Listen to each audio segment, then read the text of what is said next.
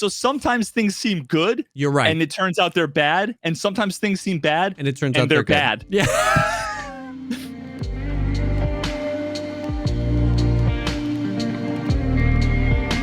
What's up, everyone? Welcome to the podcast, a show dedicated to talking about all the poggers things in life, like music, content creation, and video games. I am one of your co-hosts, JesseKazam.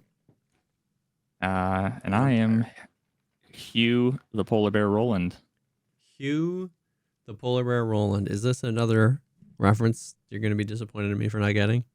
No, not really. Okay. It's not if you go in the ditch, it's when you go in the ditch. You've never seen Ice Road Truckers, I get it. Okay. That makes sense because you're playing SnowRunner. I've been playing SnowRunner. SnowRunner just wiped, so I've really been grinding. Oh, hell yeah, dude. Yeah, I've been grinding it real hard. It's actually been a really good game to play while watching the trials and doing the research. Stuff. Yeah, because you can pause it. It's single player. Well, at least when I'm playing is single player, so like I can just like pause it. And I had a little debacle earlier with my controller. And my controller just kept getting like unplugged. Like every 3 seconds, it was like disconnecting. So it's somewhere over there. I was about to say it. And I bought it. I got another one coming to Amazon tomorrow. Yeah. It's stuck in my drywall over there. Yeah.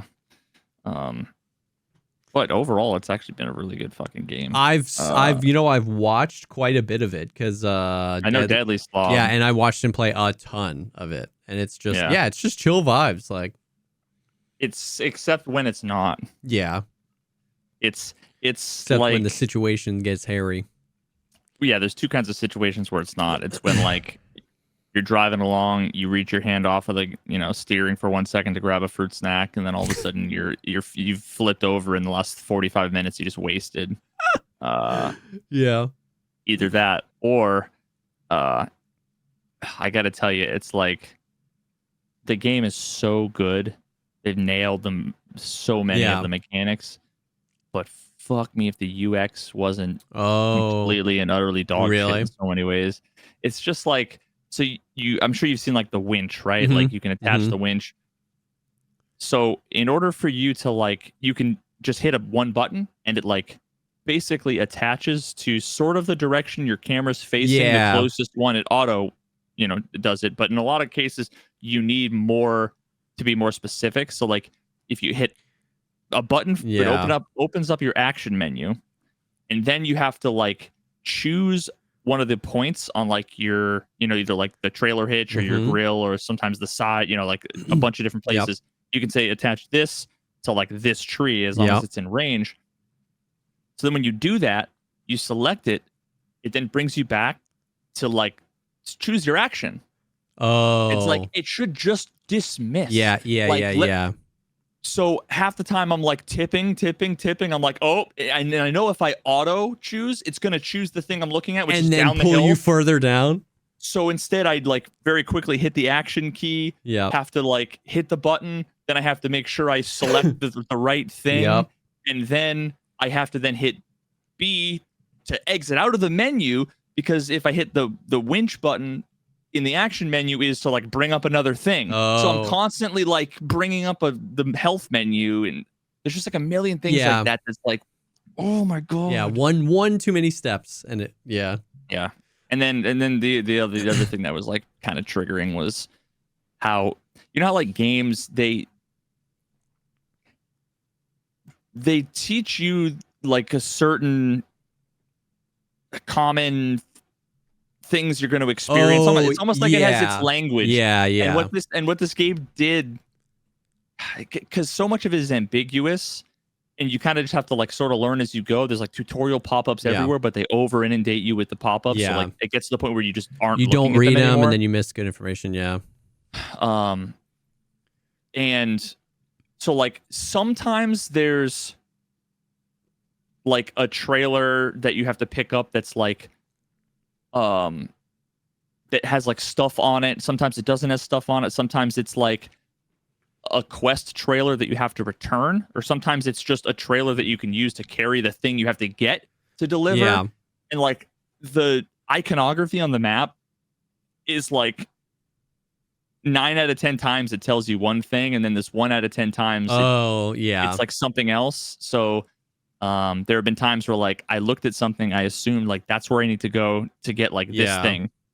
I then spend all this time to go. I get there, and it's like I don't have the right like trailer or whatever, and it's like because most of the time you would be right, and that's it. But then that one time you think you have a handle on it, and it's like the wrong thing. Yeah, and sometimes when you have like a quest, if you open up the menu, which is another thing that's like super annoying, is that I find that like the thing I want 98 out of 100 times is the thing that's buried 3 clicks deep, and the thing I've never used is the one right in front. First thing, yep. It's like, oh my god. Are we sure a Tarkov dev didn't make this game? They're Slavic. I don't know. Maybe. Fuck, what was it?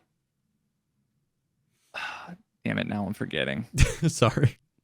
No, it's okay. What was I don't even, what was I talking about? Dude, like lately I've been like the thing you want it. is like 3 menus deep, and the thing you don't want is always up at the top.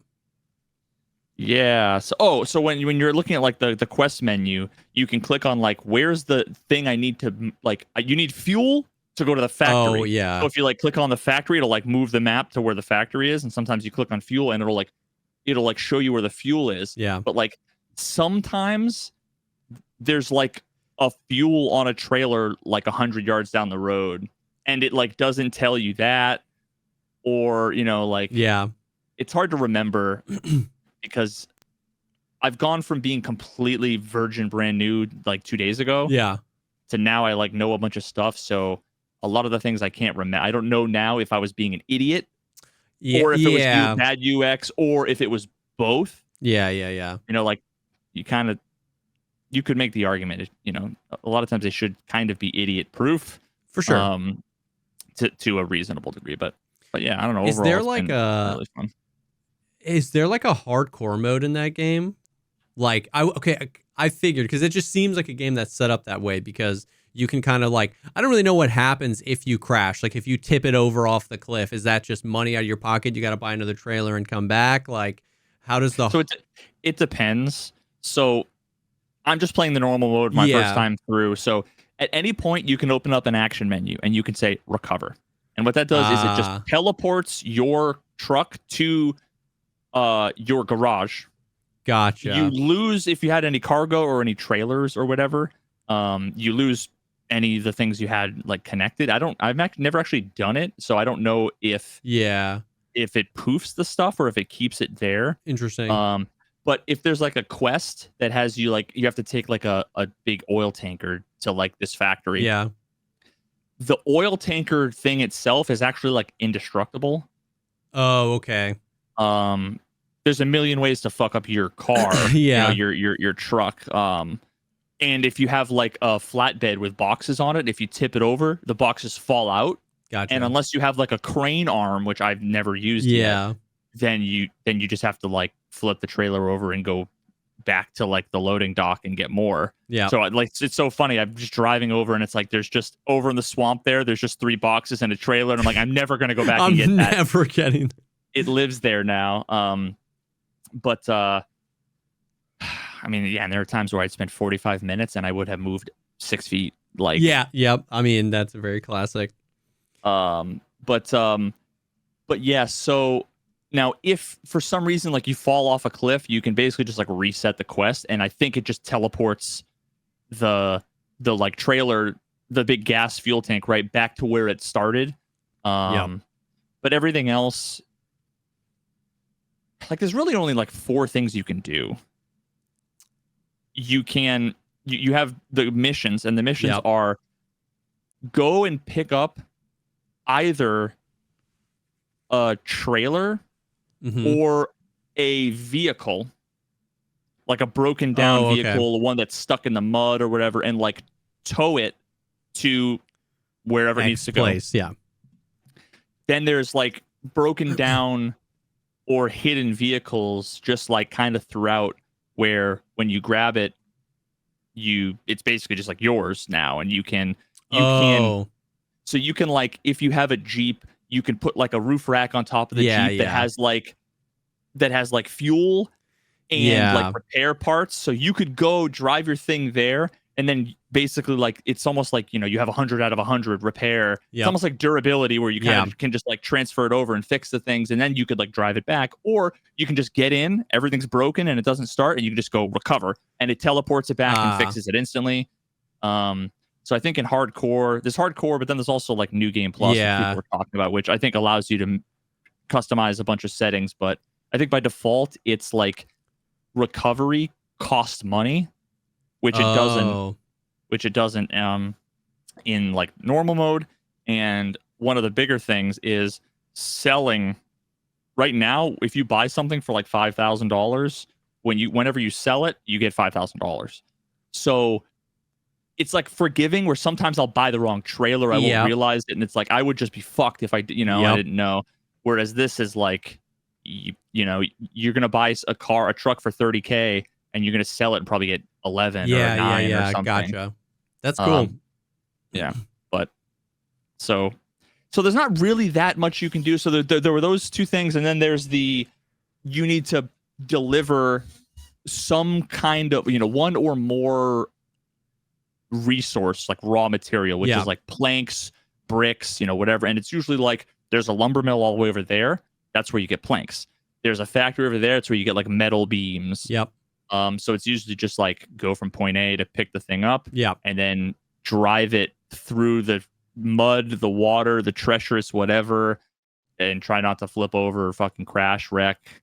One of the most frustrating things is if you tip over. So you have a winch, and your winch is like, it feels exactly like Peter Parker, like Spider-Man. Where you can kind of go like onto a tree and then like, kind of thing. It's basically what it feels like. Now that doesn't work if your engine stalls, and your engine stalls if you tip it over. I'm assuming because like the intake isn't pumping, or the fuel pump or whatever isn't capacitor. Yeah, exactly. So your carburetor's flooded. So what happens is like you can tip, and like you have a little bit to save yourself before it's like now you're just dead in the water. There's an upgrade later on you can get where it's like an autonomous winch, which works even when when you're stalled. Gotcha. So you can tip over, and then all you need to do is like just choose, the quarter panel here, and then a tree, and it just goes, but so many times, dude, I was like 98% of the way to the final thing. I'm like, read chat. I look away for a second, take a sip of my drink, and I just like, and then it's just like, well, and it's tough to not. I know it's like one of those games that people would say like it's hardcore. That's part of the game. It's part of the experience, and like I get it, but at the same time, it definitely has the ability to feel like one of those games where you're like, I feel like my time is being wasted. But it's actually different from Tarkov, because I feel like whenever we complained about that in Tarkov, it was almost like the game didn't respect my time. Whereas in this case, it's like I almost feel like there should be the default mode should be even a little easier. Like the winches should be able to be usable whether you tip over or not. I mean, maybe. Yeah, I mean, I feel like I've in a lot of those games that have really high like curves in terms of like how difficult they get, like with New Game Plus or Hardcore, like when it has all that, it's like then you let that bottom be pretty low because there's so much. You know what I mean? It's not just like a game where you have to choose normal or hard, and that's your only option. So I understand that sentiment for sure. Yeah, because there are times where it's like you're literally like there are times where I'm stuck, completely stuck, and I'm like, okay, I need to like take a piss and take a breather because like I'm so mad that just happened. That you get like a little impatient and it completely screws you. And then I come back and like my engine started because like just the natural like drift. Little bit of like drift all of a sudden made it so that I was over the little % threshold, and it was like, oh, okay. And then I just, and it's like, that's so in that funny. situation, if I was in my Jeep, I could like open my door against the rock and it would move me, push you. You can't get out of your car. It's like I wish you could like get out of the car, attach a rope to like the that'd be cool, the axle, and just fucking pull. because there's so many situations where it's like just, and I would be fine, but there's nothing you can do other than wiggle your wheels, and you just feel, those are the worst. That's hilarious. And those are the things that, like, I'm sure that if I'm ever in someone's stream, because I've never seen anyone play the game, I think I've seen like Deadly play for like 14 seconds or something. That I would be like, oh, that's the game, you know, LOL, you know, almost like, yep, that's like what you signed up for. But when you're playing, you're like, I wish it wasn't the case. Yeah. It's just easy to be like, I mean, if you don't, that's the game, you know, what do you expect, man? For sure. It's the Dark Souls of trucking. simulating. It's the Dark Souls of trucking sims, bro. It's the Tarkov of. Now, while you've been doing that, you've been researching the Karen Reed. Oh, because you're making a video on that, right? Oh yeah, probably. What, like no, definitely. Yeah. That's because you've been through it all before. Are you going back through it with like the real days. like video goggles on? Like yeah.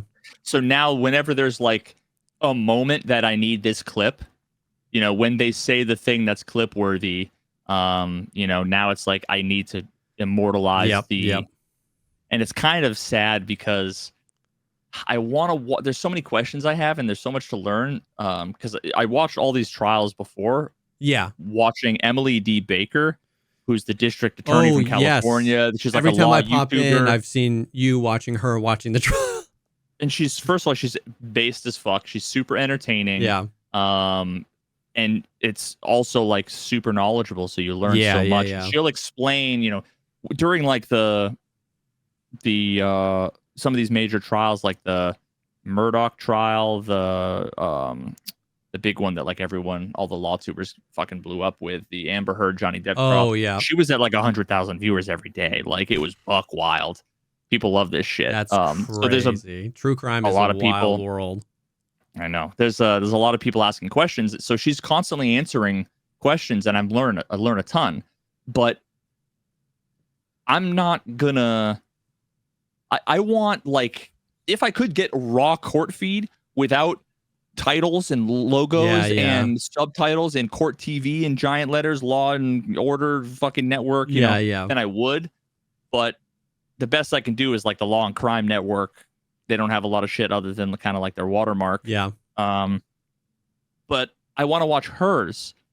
But imagine the amount of work that would have to go where I'm 9 hours and 27 minutes into this video. How would I correlate that with trial day 7? Yeah, that would be a nightmare.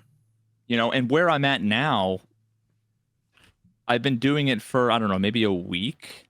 I can tell you how many pages of notes I have. And I'm on like trial day 8, and there's 31 days. And right now I have 32 pages of notes. Incoming 8+ hour. Another one. See, here's the thing. Another one. This is so complicated of a fucking story. Yeah, it is. Even just a little bit I know about it is complicated. I'm gonna. You need to do a whole chapter on what was the guy? The Trooper Proctor, the fucking the recreation specialist, accident reconstruction specialist. A whole chapter. How he didn't do a formula on that guy, bro. Oh, absolutely. No, he's like in big bold red letters because how fucking bad. Oh, that he was is. funny. Yeah, so I mean, there are like a lot of high level things to talk about. Yeah, but then there's a million smaller things that are all relevant. I actually came up with what I think of all of the theories I've heard. I think I came up with what to me seems to be like the only theory of the case that makes any sense. One of the most plausible. Yeah, because like you've got, and I'm going to massively oversimplify it, but you've got the girlfriend, Karen Reed. Yep. You've got the cop boyfriend. Who died. Then you've got the cop prominent family member family. Yeah, the mafia. The Alberts in the house. Yeah. Okay. Again, I'm oversimplifying because there's like a ATF guy that's friends with all of them. Yeah. All this stuff. But all of those people were all chilling that night at the bar, getting along. There was no tension, nothing. Karen was like not really friends with those people, but like, almost like an acquaintance, friend of a friend. They all got along. They all had fun. Everyone respected the fuck out of John O'Keefe, the guy, the cop that died. So it's like, it's weird because you have a bunch of these people in the Albert family and they're like everyone connected to them that seemingly like turned on Karen because they were friends. Yep. And then also like, if the idea is that he got killed inside the house, like why? They all had so much respect for him because that's another buck wild part of the story is that like, and I'm going to get this wrong. But wait for the video if you want the real details. Yeah. It was like his sister like died of cancer. And then like the dad died in like some other thing with like his brother-in-law or whatever. So then those kids multiple times had to like, they dealt with multiple tragedies. And then John, who was like their uncle, took them in, which is like a big thing basically, and raised them and like was just doing such a good job. And he also was like a hero, like he saved something in the area, like a cop hero kind of thing. And he was just like a really good guy taking these kids in and raising them. And then like some other tragedy happened and then someone else died and then he died. Yeah, I remember you saying that. Like, so those kids have just... Yeah, these poor fucking kids. Yeah. But so like everyone had so much respect for the guy that it's like, why? It just doesn't make sense. Yeah. But real quick, I can tell you what my theory is, and I think it actually makes perfect sense. Okay. So basically, like the BFF is the only other person I'll introduce to the story. Like the BFF of Albert family. Yeah, the ATF guy or whatever. Folks, is the ATF guy. So ATF is like a federal, agency, Bureau of Alcohol, Tobacco, and Firearms. He actually has like his own little office in the Canton Police Department as like a satellite office. Gotcha. So he works out of there. So he's like close with, the Canton PD folks in the family and all that stuff. He, for a few weeks at one point, I don't know the timeline, but was basically like flirt sexting with Karen. Initiated by her. She was basically kind of like, she had said John had cheated on her, or she thinks that he did in some Aruba trip. So she's like, yeah, basically like whatever. We're, I'm single, he's single kind of thing. Zoinks. And it's funny because like, I don't know, he's kind of just like a goofy, dopey dude. So it's like weird that all of a sudden this like woman, this attractive woman is like, out of nowhere coming on real hard. Yeah. He's like, are you using me? Are you like setting me up? Like what's going on? But he was also like, I'm into you. Yeah. But like, are you using me? But like, whatever. So he was like, and she was just like, never answered him directly. It was kind of sketchy. Ugh. At one point they kissed. And then she just stopped talking to him. Yikes. So now, fast forward, this is like a week after she's been ghosting him and not responding to his text messages. They are all at the bar. John, Karen, the couple, plus the Albert family, plus the ATF agent. She's like uber lovey-dovey over John to the point where like another couple, the guy was getting shit from his wife because she's like, why aren't you like that with me? Now, sort of behind the scenes, they were fighting a bunch, and texting and whatever. But there was a text message that the ATF guy sent to Karen that night, like that was just question mark, like you're ignoring me. Yep. So there's that whole there's that whole vibe. Okay. Mm-hmm. At some point at the end of that night, they all basically say we're gonna go from the bar back to the house. Yep. Everyone's invited. Now, for some reason, the ATF guy, who's not really friends with John, sends a text message to John like, "Hey, are you coming over?"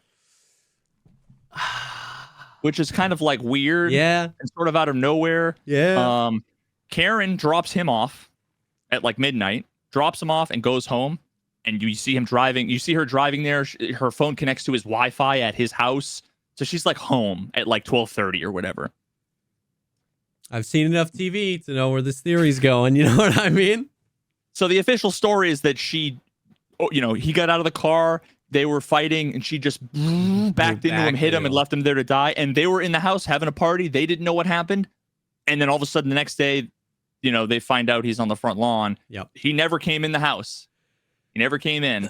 Now, although he was wearing a hat and like a jacket, and one of his shoes was missing, his like hat wasn't there, and a few other things that were like probably in the house. Yeah. But they never searched or anything like that.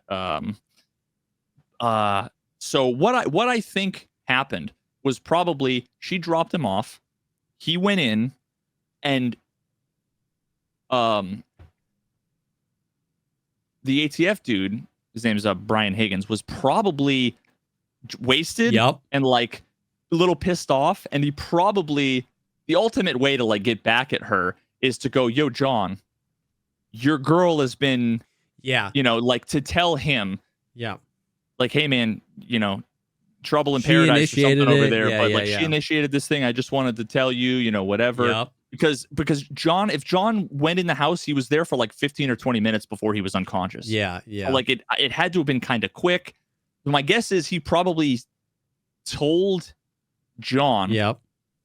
John probably got pissed, maybe threw some punches, but the ATF guy was in the Marine Corps. He's also a boxer, like a trained boxer. Oh. Then there's also a bunch of other cops that are there.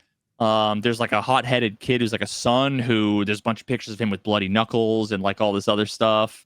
And then they also have their family dog who's like a German Shepherd. Yeah. Oh yeah, which is important because he had scratches. Yeah. That they also got rid of like very shortly after this, even though it was their family dog of like 10 years. They just rehomed him. So my guess is that he went in there.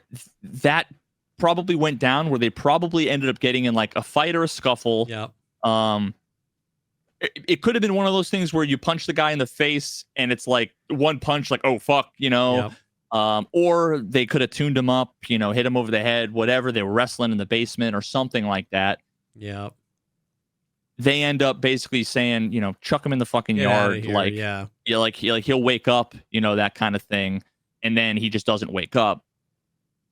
Now that doesn't explain the 2:30 text message from the like sister-in-law of the people who live in the house. That's how long to die in the cold. Doesn't explain that. Oh yeah. But so that story, like if you think about it from the police, that family, they're cool with John. They're close with the ATF guy. Yeah. Their fight was almost kind of like neither was in the right or the wrong. This guy's defending his honor. This guy's defending himself. They're just boys being boys, whatever.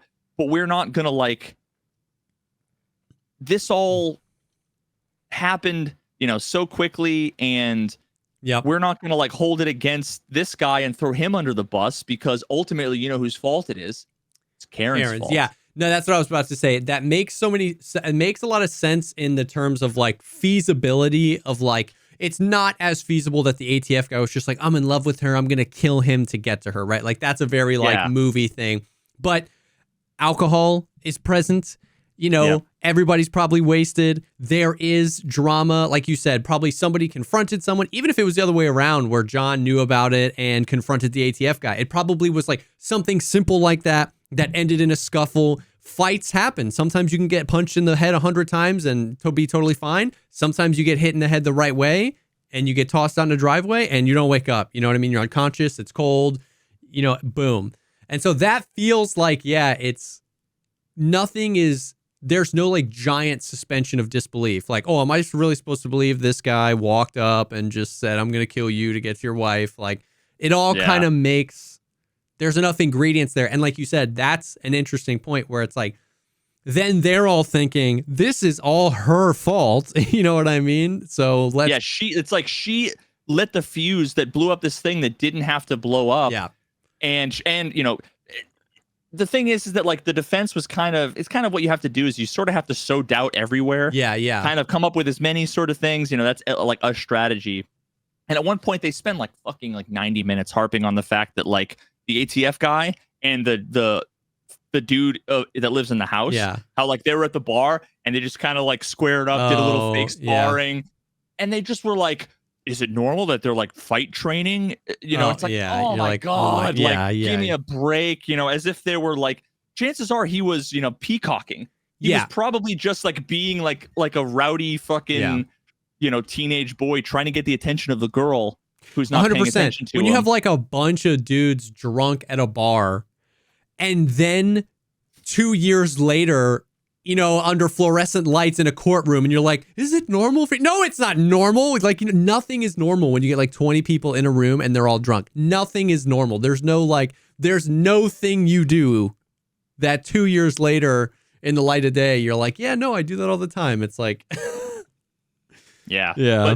But the actual interesting part of this whole thing is how fucking bad, inept, corrupt the investigation is. There's like, of course, extremely good evidence that evidence was planted, manipulated. The number of phone calls and text messages that were deleted is like insane. Phones thrown away, SIM cards snapped.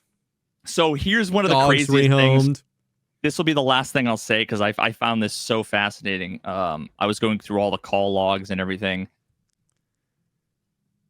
Let's just say you tune up this guy, you beat the shit out of him, you throw him out on the front lawn. Okay. Now let's just say you knew or you were hoping he would die. Maybe. I don't know, right? I don't know, but let's just say because it makes this a little bit easier. You obviously need to like, how do we not stage this, but stage this kind of in a way that makes it look like he got hit by a car or whatever. Especially if you're a cop. What are you going to do? You're probably going to check his pockets. Yep. What happens when you check his pockets and you don't find his phone? What do you assume? Let's say there's a big fight in the basement. Yeah. You chuck him upstairs. You know, his shoe came off probably in the basement. His hat came off probably in the basement. What do you do when you can't find the phone? Call it. Text it. The same woman who Googled how long to die in the cold at like 12:30, 12:31, 12:32, 12:34, 12:35, 12:36, 12:38, 12:39. Called him, text, call. Lock it up. What? And the phone They were looking for the phone. And the phone was literally his body was on the ground, allegedly had been hit by a car, flew 30 feet according to the accident reproduction guy, and his phone was just under him. Now, they found the phone. They probably did whatever, couldn't get in, and they just trucked it underneath him and went back inside. Yeah. But why would she call 11 Why would she times. call him? No, like 25 times, dude. Texting him. And this is the same woman that Googled how long to die in cold. Bro. This video, however long it ends up being, the title needs to be, "This is why you don't trust the justice system," period. Like, you know what I mean? That's the title of the video. Jesus Christ, bro. Yeah, the title of my doc is "The Framing of Karen Reed." God damn. Yeah. That's wild, bro. That's wild. So I'm just trying to make sense of that. I would love to find something new to find. Like, there's a lot of everyone had iPhones, which is beautiful because I was an iOS developer for 10 years. Yeah. They had a lot of experts and stuff, and there's a lot about like deletion of files and whatever or like caching of files or the duplication, and I feel like there's some unanswered questions that maybe I could look into and potentially answer. And I would really love, like, the absolute dream, which is like, of course, a pipe dream. The absolute dream would be like that I find something that no one's found before, that, you know, like, not necessarily that I'd be like an expert witness, but like that they would use in trial, because that's a thing these days. For sure. That like all these high profile cases, like even the Amber Heard, Johnny Depp, like a lot of those things, they get like ideas for things or tips from things from like the YouTube comments, from all that stuff. Because now I mean, think about it. You get 10 million people. Exactly. Someone's going to think of someone's going to have a perspective or an expertise. And it like bubbles to the top. You know, if it's really that good, enough people are going to upvote that shit on Reddit that it's probably going to get emailed to the lawyer half a dozen times. And that's enough to be like, oh, well, I never thought of that. Maybe I check in on that. Yeah. So I would love to. Oh, that'd be sick. Yeah. That'd be dope. So, Wipe. So Tarkov is, there's a few things going on. There's a few things going on. Before we get into the Tarkov stuff I do want to take a quick second and thank the first sponsor of the stream, this episode, and that is MeUndies. MeUndies, it is summer is in full swing, and MeUndies has got that underwear tech, that breathable fabric. Dude, it's so comfortable. It's so breathable. We're out here in Florida. It's 8 million degrees outside, and it has been surprisingly the whole experience of wearing it is surprising. It surprised me because I was that guy with literally just like 47 different brands of underwear. It's just everything is from some box set or some Christmas or whatever.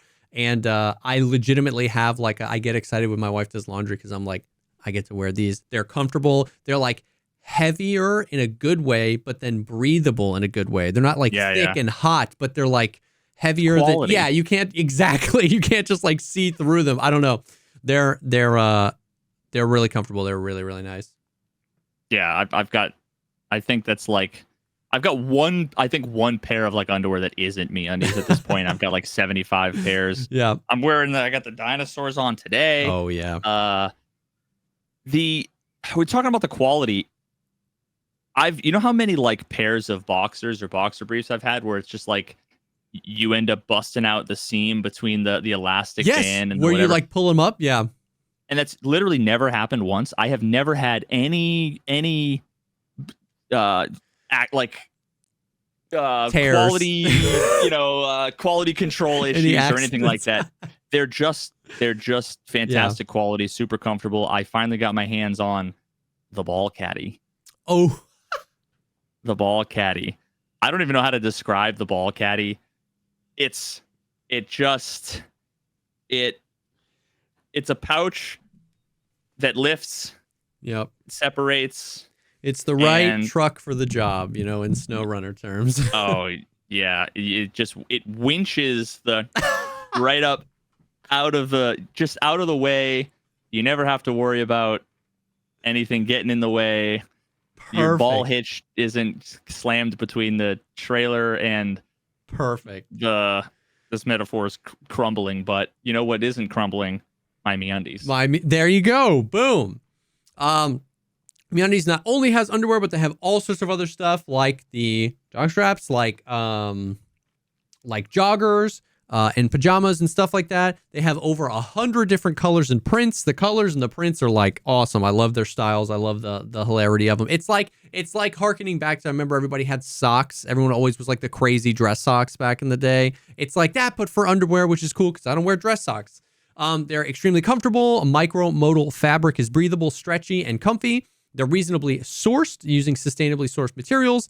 And they have a problem-free philosophy. If you're not happy with your first pair, it is on them. So summer is here. You can be prepared with MeUndies. Get 20% off your first order plus free shipping at MeUndies.com/Pogcast. That is MeUndies.com/Pogcast for 20% off plus free shipping. MeUndies, comfort from the outside in.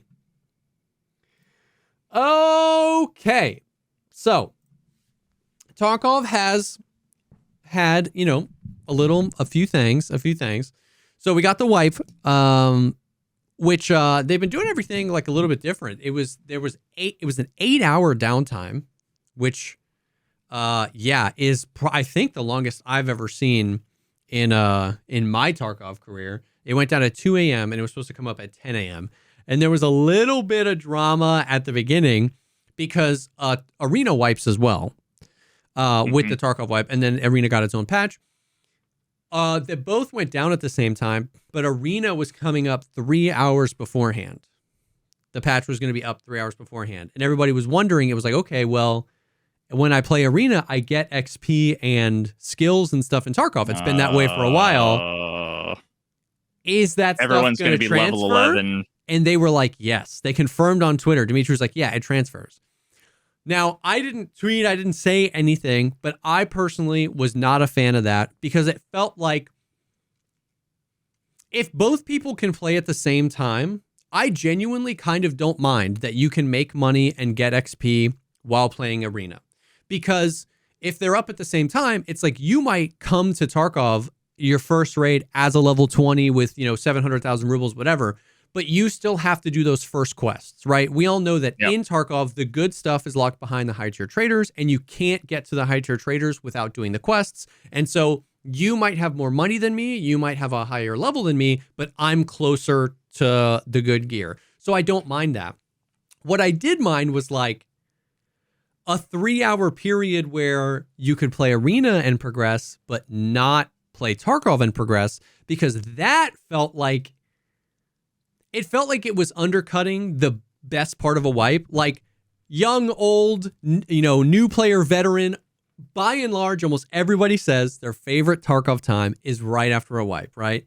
And so it felt like that it was like robbing itself of the thing everyone agrees is great, which is like those first few scrappy raids. You know what I mean? In 3 hours, like having everyone's, first raid be like level 12 or like, get into the everyone with flea market in just like in a few hours, because whatever. I was personally like, oh, I don't like that.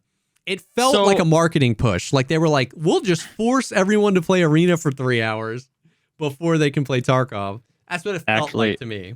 Actually smart. Which is smart from their perspective, but I didn't like it. So the only thing I'll say to that is, and it's easy to forget this, that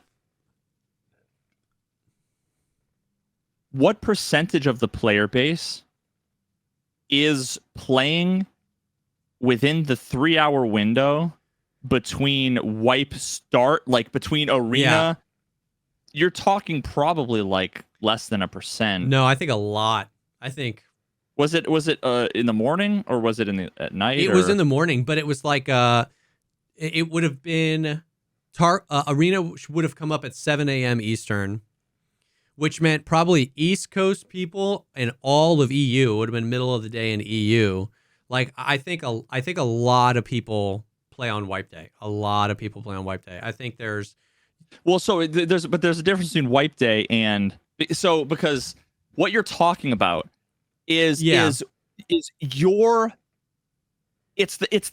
the first few raids of the wipe, capital W, where every single person in the customs raid or the factory raid are all level 1. No, you're right. Because the moment by the time people get on the afternoon, I'm that guy that's level 12. You're already level 11, right? Yeah. So I get that. So it's like one of those things that just seems so.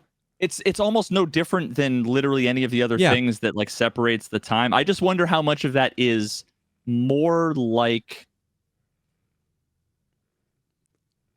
there were people who didn't want to play Arena. Yeah. Also didn't want to play Arena, but also didn't want to fall behind. So it's like, no, for sure. Once again, that's why I didn't make a stink about it, because it like wasn't it's not a big enough deal to like get mad and like riot publicly. I just didn't like it because I think they do probably have hundreds of thousands of people across the globe waiting, not on Wipe Day, at Wipe time. Like I think there's a huge number of people that are waiting when the patch goes up. But like you said, over the course of a week, there might be like 1 million people that play, not concurrent. You know what I mean? So that's a small percentage of people. You know what I mean? That are playing. So and you're not wrong about that. But I just didn't like it. Just felt like they were like, yeah, go test out Arena. Now they ended up walking it back. They literally ended up tweeting. The official account tweeted. They were like, hey, due to the fact that you can progress in both games, we've decided to postpone the Arena launch until Tarkov. So basically they were like, they're going to come up at the same time. And I was like, okay, Pog. So it ended up being a nothing burger, but there was like drama for like 30 minutes. And then the patch got extended.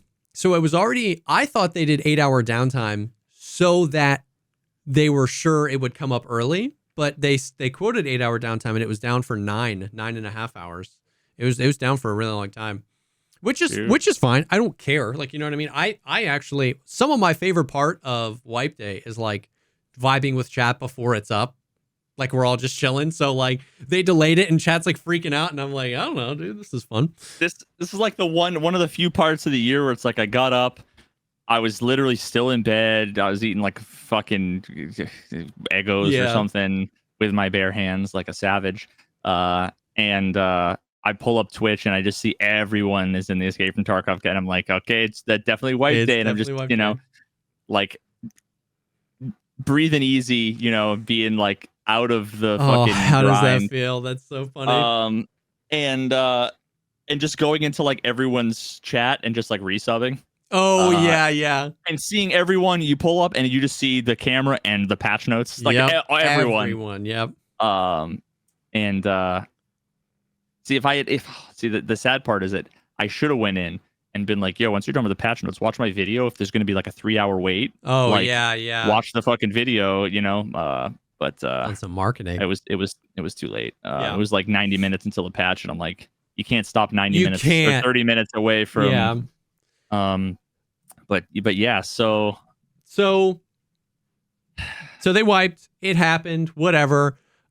Pretty much token Wipe Day, like nothing to talk about as far as performance. Everybody got in, everyone played one game, one raid, then the game went down. Like the game went down for like an hour for like East Coast and some of Central servers, but like the West Coast and EU people were like, I'm playing. And it's like, it's just wipe stuff, right? Like the game goes down, you have struggles, you get some long queues, you get booted out of some raids. Nothing brand new, nothing crazy. But we can kind of blitz through the patch notes and just pull out some of the highlights of some of the stuff that happened. Dude, the factory rework is cool. Like you should update. Rest in peace. You should update the game just to go into an offline and just like walk around. Like, you know what I mean? Like not play, just go walk around in an offline. It's really cool. You just told a crack addict to like go. Oh no, you down won't. To the corner. I mean, maybe you will.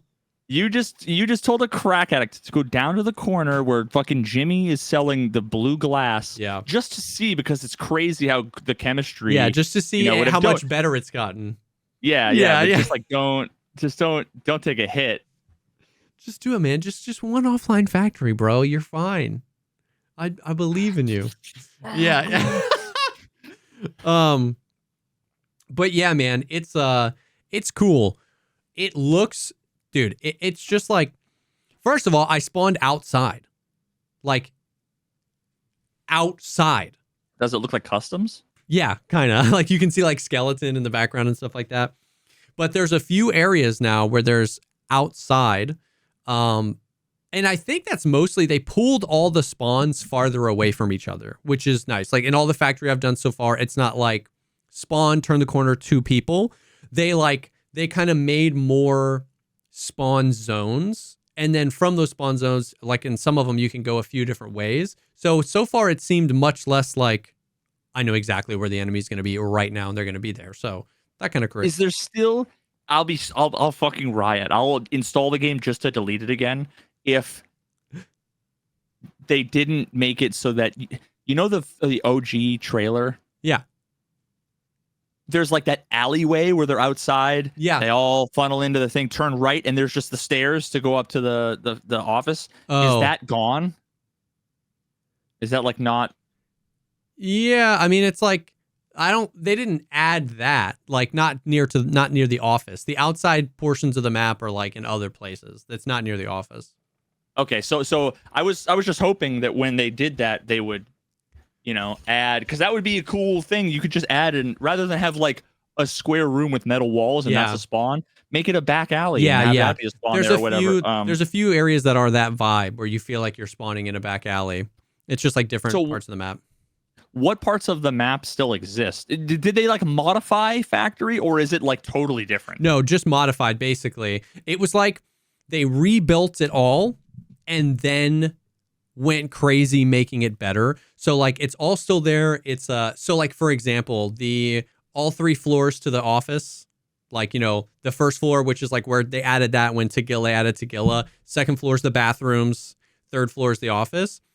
All that's the same, but now there's a basement. There's one more floor below. They added a ton of basement traversal. They basically completely redid that. So now you can there's so many different places, and there's like offices and open areas. Parts of it are like flooded and you make noise when you walk through in water. There's like tons of chem lights down there. There's really cool, you know, so it's not even worth it. There's like this really long hallway where at the end, Killa's name is spray painted in like really tall, stark white letters. I think I saw that. Yeah, that's in the trailer. That's really cool. So like basement, there's so many more ways into the basement now, like from all sorts of different places. There's like parts where the helicopter crash, there's just like a hole in the floor next to it and you can drop down into the basement. Then there's a bunch of staircases down into the basement. So like traversal and flanks, like awesome. And then, so Skybridge. So like, you know how you start at the office, you're at the top of the stairs and then you walk out on Skybridge. Yep. And then it just ends at the staircase. It goes all the way. So Skybridge. Just go like through the concrete. Yes, is there like still a through the concrete wall? wall. Yeah. All the way. Cause that's where the expansion is. You know what I mean? It used to be factory would end there at that concrete wall by stripper pole. And then they added that expansion. So now the Skybridge goes the entire length. What else? There's a bunch of more catwalks now, like, and they all connect. So there's like even more angles up top. Floor is still lava. The floor is still lava. There's, I'm trying to think. There's tons of new like offices and like med places and little drug labs and places to be. And then all the textures are different. Like they completely redid all of the textures. It looks really cool. It looks polished. The only gripe I have, and this has been a gripe from a lot of people, is it's very dark now. It got the interchange treatment where like literally today I was like, because somebody was like, you guys have to complain about everything. And today we were on a factory and I was standing and I looked up and above me was just like a 20 foot by 20 foot hole in the ceiling that like a helicopter tore through the ceiling of it.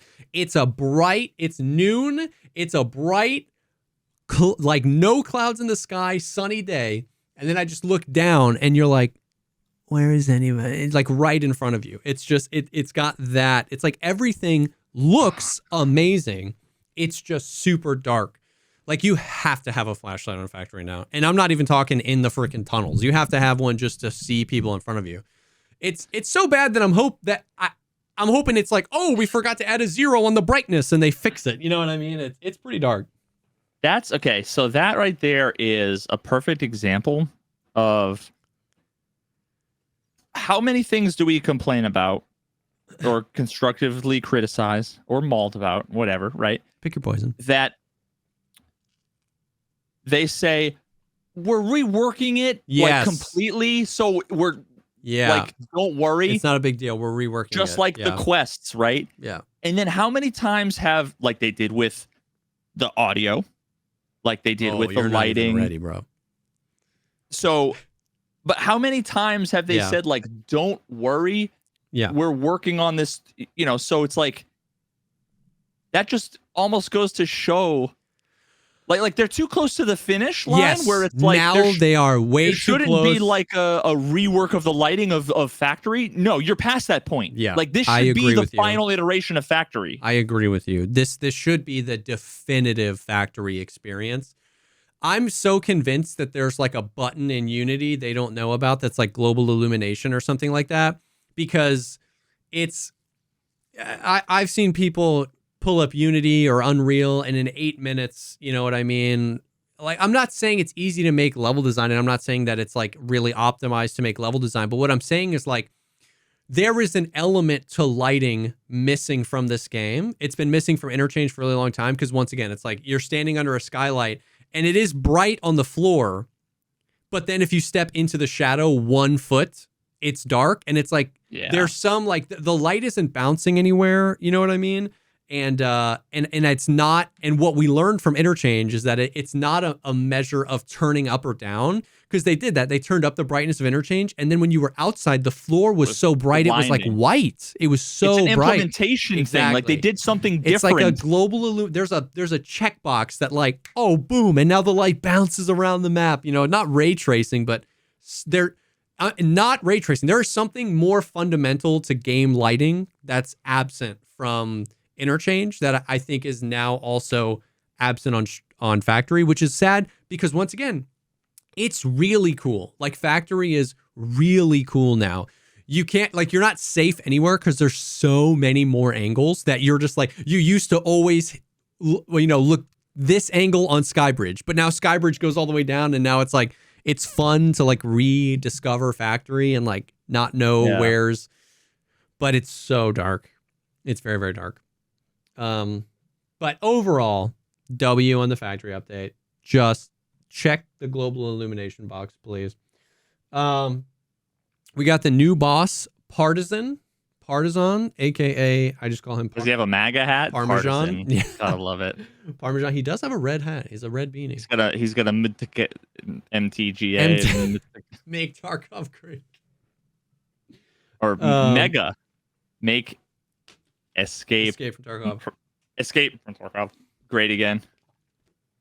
Yeah, mega hat. Meftka. Sounds like Russian for grandma.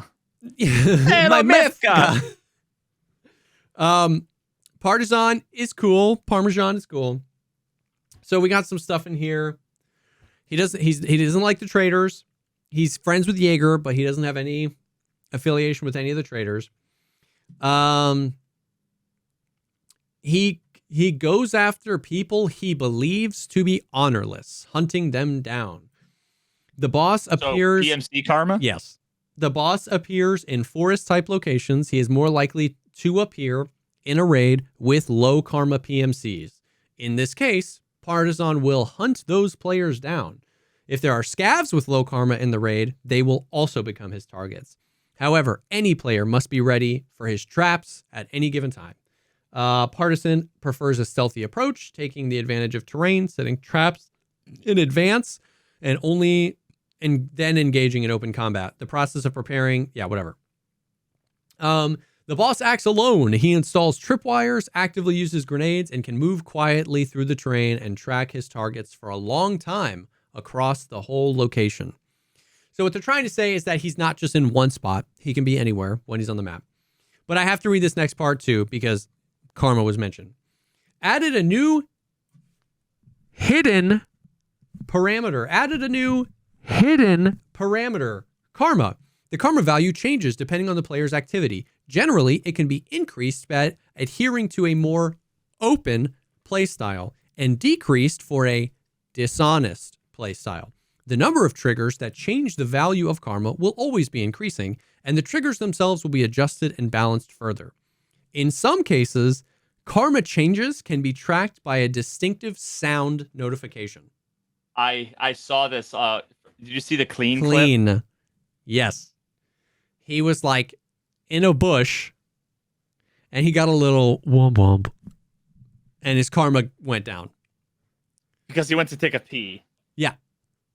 Yeah. Somebody was saying Hexloom was in a raid changing his keybinds and lost karma because he was standing still for too long.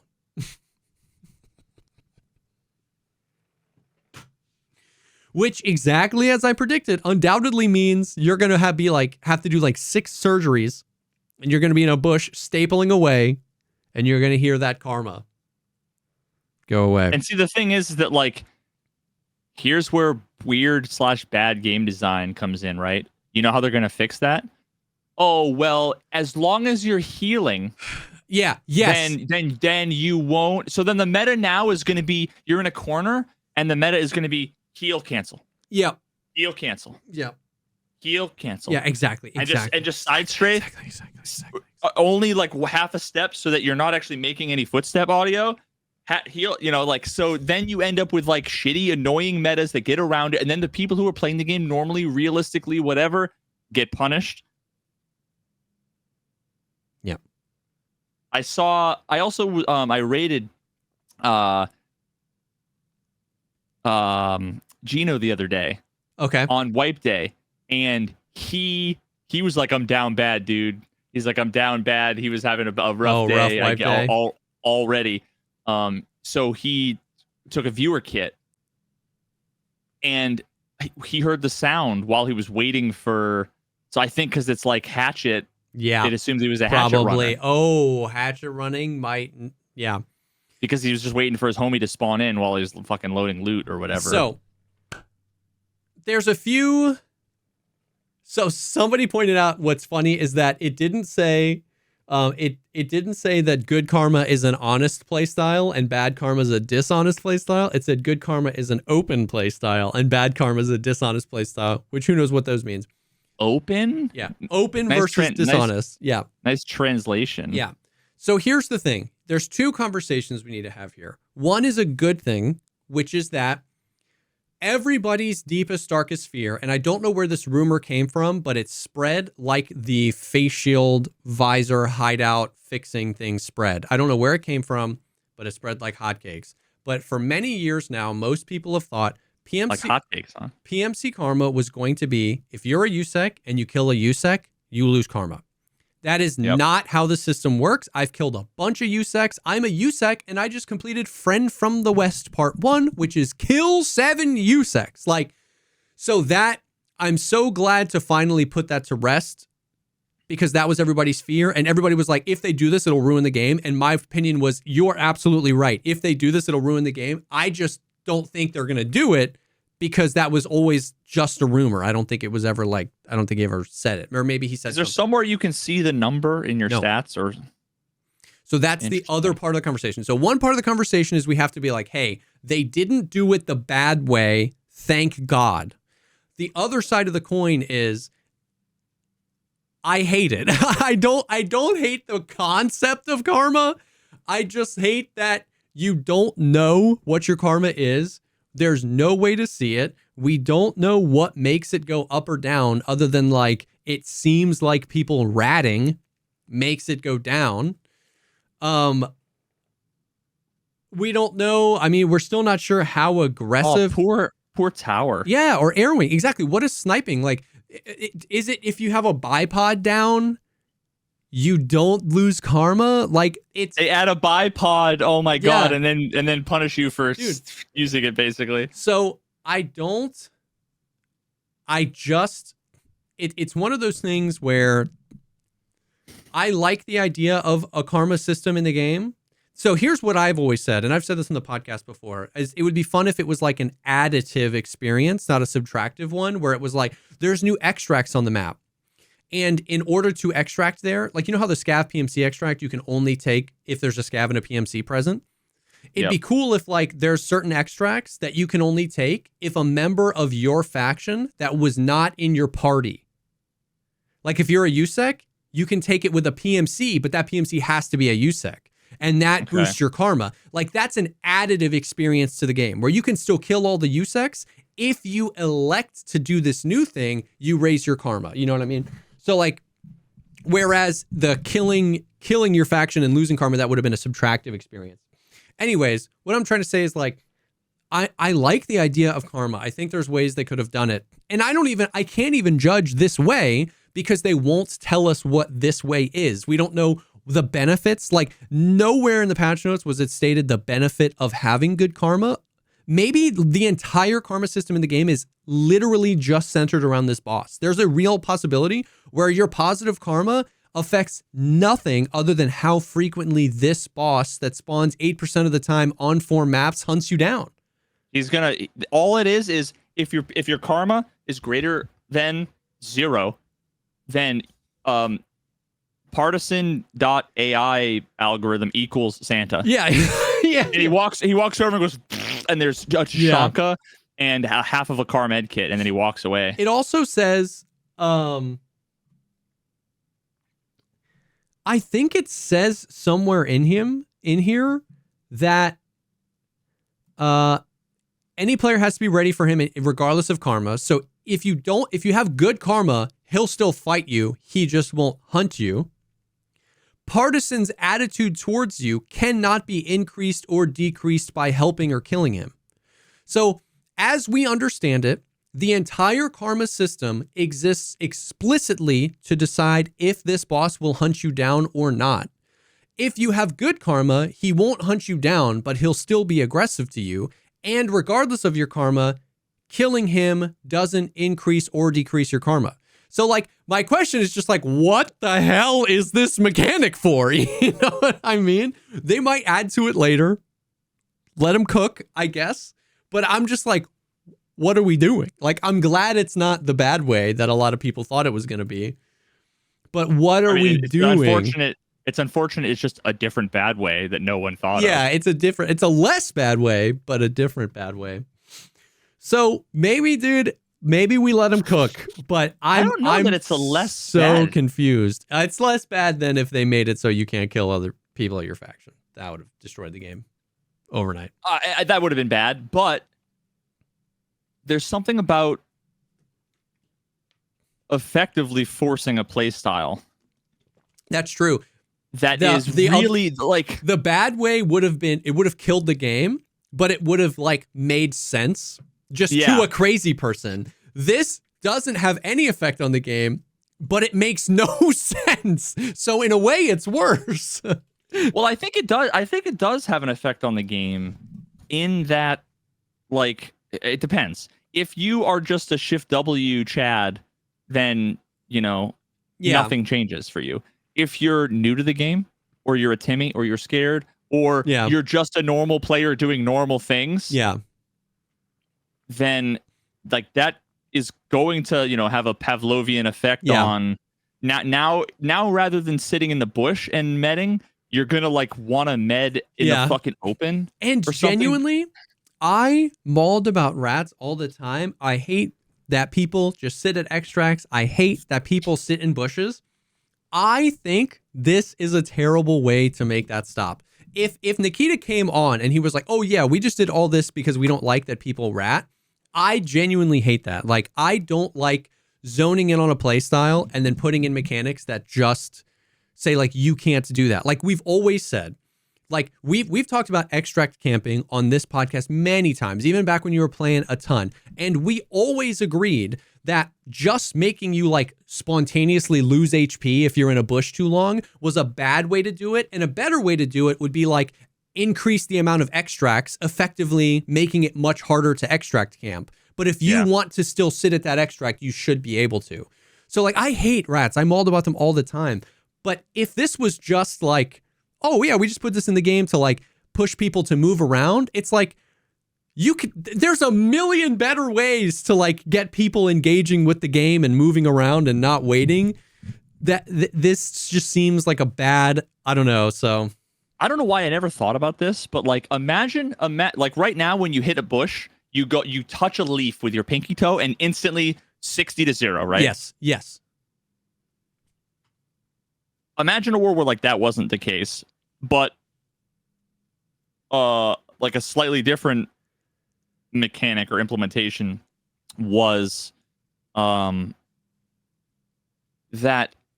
you couldn't, you know how there's like low ready in like other games? Yeah. Imagine if you couldn't ADS and you were kind of in low ready when you were in a bush, so that like and if you had to like walk out from the bush and then all of a sudden aim, like you're going to be at a mega disadvantage. I'm getting text messages. A mega disadvantage if you're trying to engage in combat from a bush, which is the problem. Nobody's mad that they ran by someone healing and didn't see them. They're only mad if they shoot them in the back. So make it so that you can't, because honestly, think about like if I'm sprinting, I could like run over a bush, like hop over it and get slowed down exactly 0.1%, right? Yeah. But I couldn't sit in a bush to the extent that you wouldn't see me, like a hedge, and not take like some scratching damage, you know, but also not be able to aim or see through whatever. So like, so I don't know. It's just, now someone said in chat earlier, they were like, Karma's doing a whole lot more than we think. This is all they're telling us. Once again, that very well could be true, that this stat is going to eventually affect like trader prices, or if there's new traders, or maybe some of the storyline quests. Like, they could be just beta testing. But to that, I would say, then like we at any player would have to judge what they're telling us, right? And what we've experienced. So like, my opinion on this could be completely different a year from now and be like, oh, that was a great idea. But it's like, if they're going to be like, here's this new boss and he hunts people down. If you have karma, that's all we know karma is here for. Bye. I feel like I'm allowed to be like, that doesn't make a lot of sense. I don't like that. And then if they add more to it later, dope. W. Now. Well, yeah. And also, to be fair, it's not like they have a demonstrable history of just having things that say, I guess maybe we'll see if it's good. And then I think maybe 1 out of 10 times it's actually good and we're surprised. Yeah. And Yeah. Most of the time it's like, oh no. Well, like, because they undid the armor stuff, right? Way back, not way back, but like, it's not like it was when they did a total armor overhaul, right? Correct. They took 5 steps forward and then they took like 2 steps back. So now we're kind of in the middle. Yep. Because I remember when when it first came out, I think overwhelmingly people were like, yo, this is a big W. And then like not long after that, now granted there were some bugs and stuff, but like not long after that, it was kind of like swung back the other direction. Yes. And so sometimes things seem good. You're right. And it turns out they're bad. And sometimes things seem bad. And it turns out they're bad. Yeah. I can't think of any. I'm sure there's True. something that is like that, but I can't think of any that are like that. True. Now, Parmesan is cool. Like, I've only been in 1 raid with him, and he was already dead when we got there. But I've seen some fights. He seems pretty cool. Let's see what he looks like. We have to. Oh yeah, they did like a cool on their Twitter. They did like a cool. They always do like a poster of all the bosses.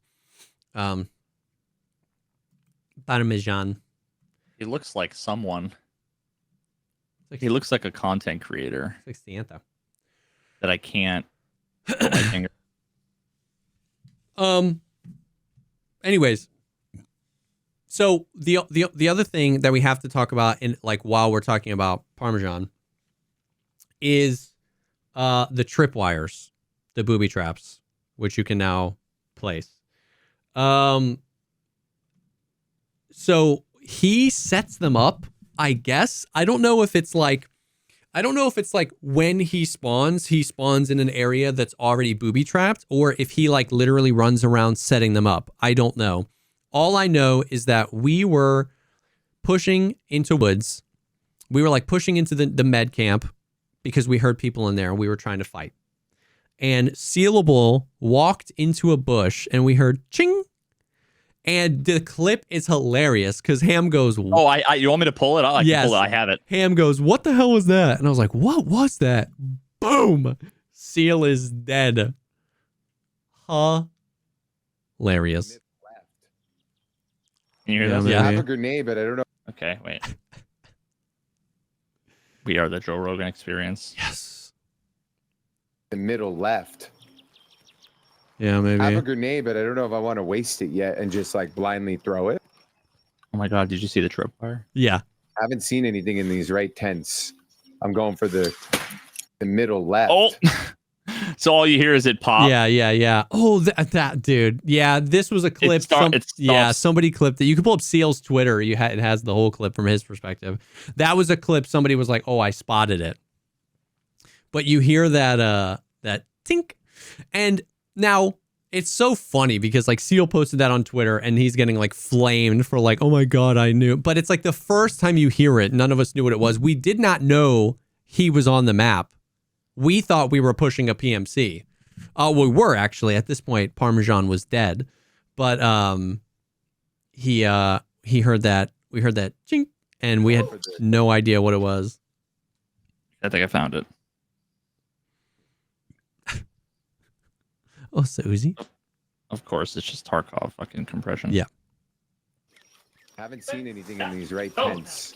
I'm going for the hell is that? What was that? I just blew up. Wait, you hit a tripwire. What? That was a tripwire.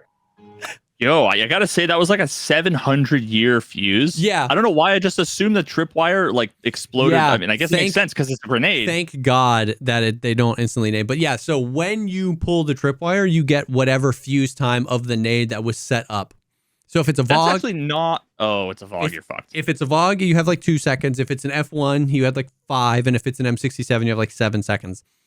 Now, like we said, now that we know what it sounds like, you can absolutely jump out of the way. It's not like you hit a thing and you blow up, right? Like you can absolutely jump out of the way if you hit one, unless it's a VOG. That one might get you. But it was so funny because none of us knew what it sounded like. We didn't know Partisan was on the map. We didn't know we were pushing into it. And that one was like in a bush. And so it was just so funny that he just got exploded. But then later we cleared the woods camp, and on our way out, Ham spotted another one, and you can walk up to them and disarm them. You can creep up to them, and it's a 9-second animation, and you disarm it, and then the grenade falls to the ground, and you can pick up the nade and actually put it in your inventory. And here, dude, 8 years later, the multi-tool has a purpose. If you have the multi-tool in your special slot, it's faster to disarm a tripwire. It has the one feature no one will ever use it for. Yep. And it's not what we all wanted since day one. I know, it's not what they said it was going to be. Yeah. Yeah. But which would still be incredible if you could just take the stock off and the grip. But yeah, so the trip mines are like, I don't think they're going to be that big of a deal. There aren't like claymores in the game. You can't set up a claymore, and it's just like you open a door and then boom. It's a tripwire. You have to have the tripwire. You have to have the grenade. I did it today. The setting up the tripwire is actually a pretty cool. Like there's like a little animation where you tie the thing around, and then you click one place, and then you extend the tripwire out, and you click another place, and then it sets it up. And you can do it with any grenade you want. You can do it even with like the impact grenades. But it's funny because the impact grenades they technically have a fuse time. They'll have like an arming distance. So it's like if you threw an impact grenade straight at your feet, it's 3 seconds until it blows up. But if I threw an impact grenade at you, it blows up on impact. So you can use impact grenades, but they don't like blow up immediately. So the tripwires aren't like, I don't think they're going to be. Oh, you think he looks like Espen? I mean, kind of. I'm about to pull up a picture, and you're going to tell me that he doesn't. Yeah. Keep talking, though. Yeah, what was I saying? Oh, yeah. So the tripwires, they're not available on the Flea, and apparently they're also not findable in Raid. And if you disarm a tripwire, you don't get the tripwire installation kit. You only get the grenade. You have to do a quest from Jaeger, which I've done, and you can buy 2 per reset, and they're like 40,000 rubles, which the rubles is meaningless. You're going to be able to have them on you at all times if you want them. But I don't think, I think we'll see some super viral clips of like Stankrat setting up traps for people. Yeah. But I don't think it's going to be a thing you have to worry about super frequently in your raids, because movement and rotation is so important in Tarkov that if I like set up a tripwire at the top of the 3rd story dorms, it's just as likely that I'd shoot a guy outside and then I would try to rotate downstairs and I would set the damn thing off myself. You know what I mean? So it'll be interesting to see how frequently they get used. But that's the tripwires. They're in the game. Parmesan uses them. They're everywhere. Be on the lookout. It's a really distinctive sound. You can see him if you're looking for him. You can take the grenades if you want.